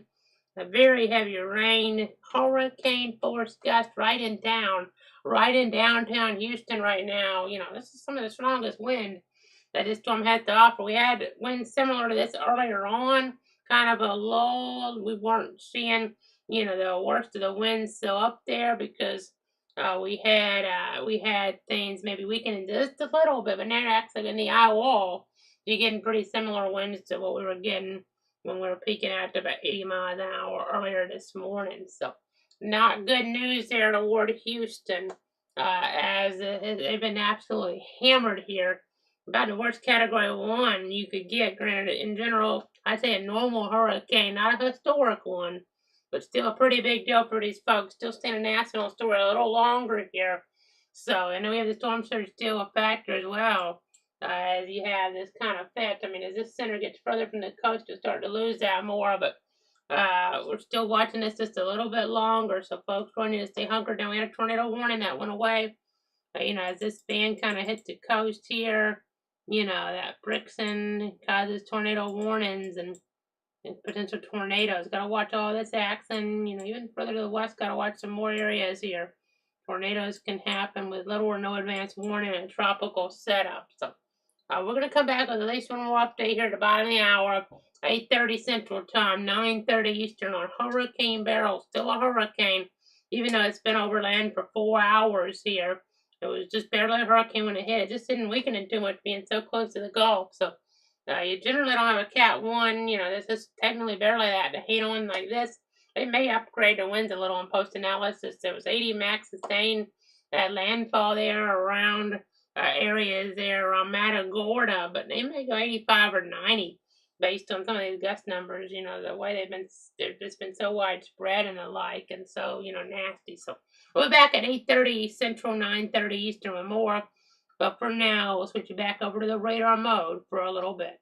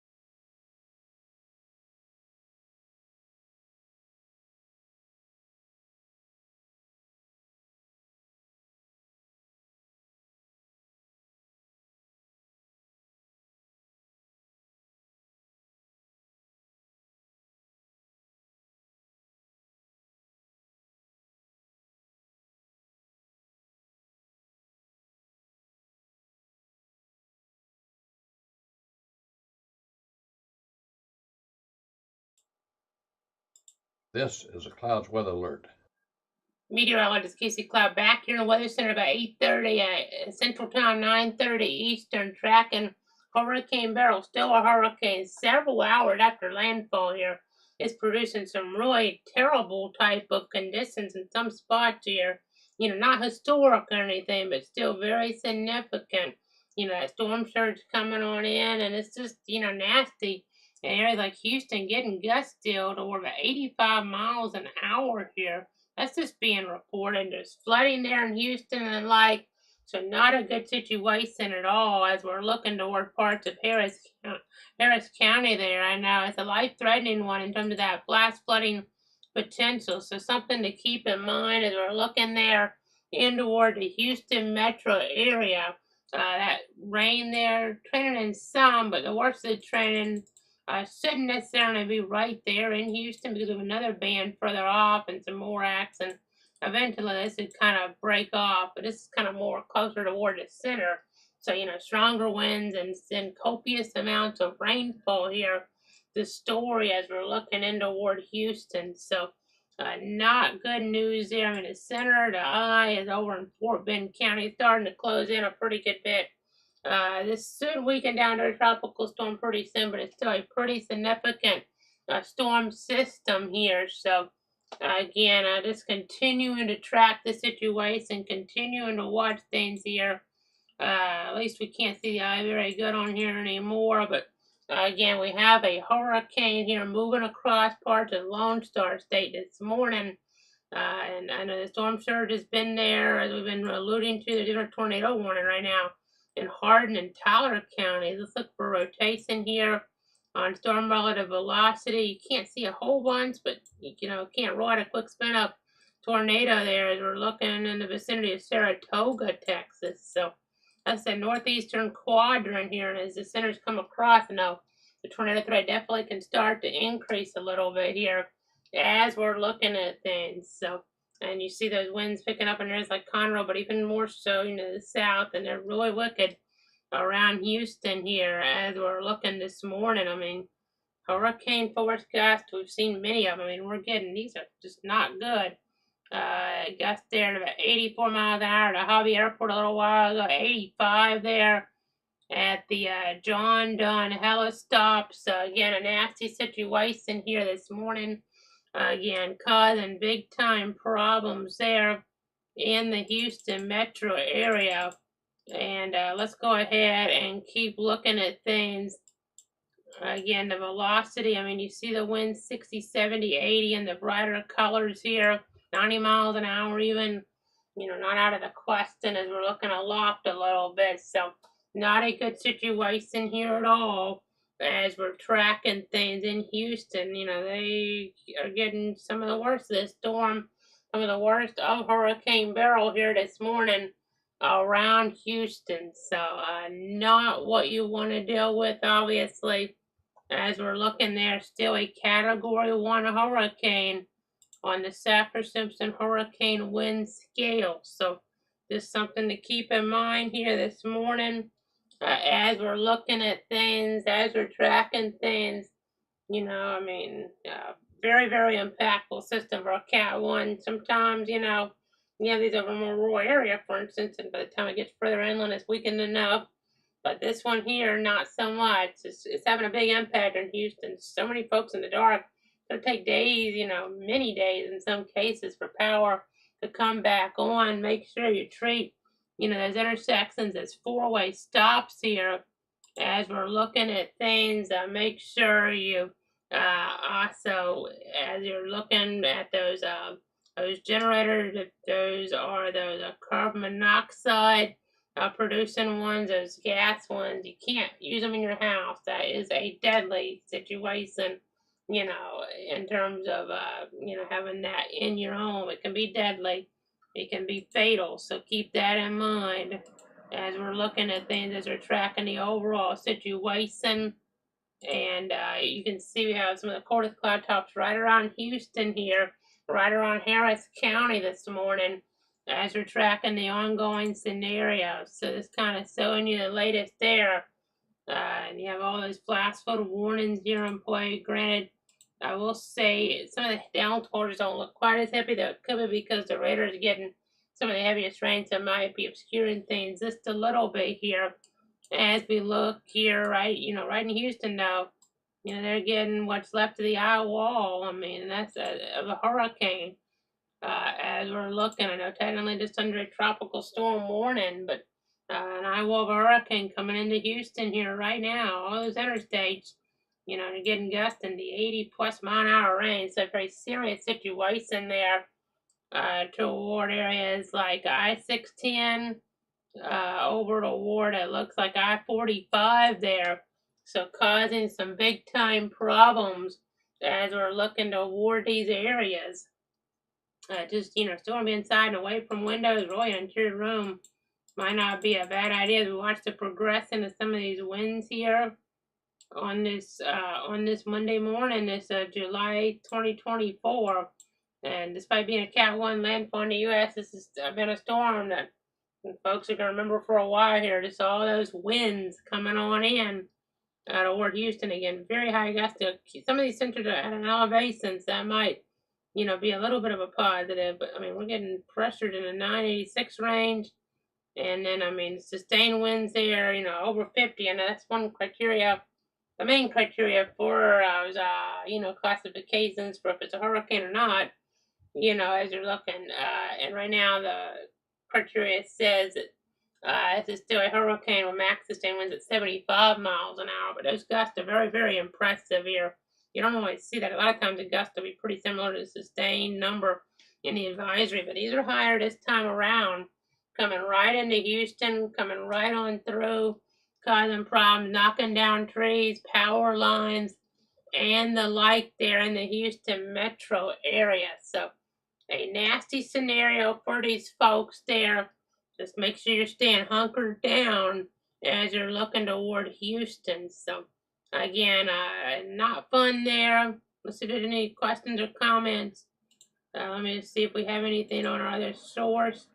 Uh, just trying to give you the latest on things. These nasty conditions here in southeast Texas this morning. Again, this hurricane scenario here. I know the eyes at least closing up, which is good, but these are very nasty gusts here.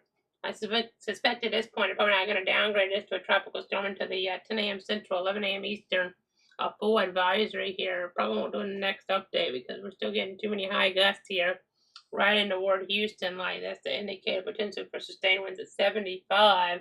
Not out of the question in some spots. So causing many folks to lose electricity here as we look toward Houston. So what we're going to do, we were kind of hoping things would wind down a little bit more. And we are going to wrap coverage here in terms of me being on. But I'm going to keep this stream going a little longer. And then we'll switch to a radar stream later on. That's kind of where we're at right now. So this will be a radar stream for the duration that's left here on this one, but and then later we'll have a radar stream. But it's still a very nasty situation there in Houston. These are very impressive gusts. I mean, you think of different storms that have moved on through, and this is an impressive situation here. Not in a great way for the Houston area this morning. Bel Air, Houston, Hunters Creek Village, Jacinto City. I mean, South Houston, these are some very strong winds coming on through from our hurricane. It's still a hurricane, almost pretty much 5 hours since it made landfall there around areas further off toward the south there in Matagorda. And now the center's down in here. I mean, it's become more disorganized, at least in that regard. Probably kind of spreading the winds out. So these are probably about the peak we're going to get.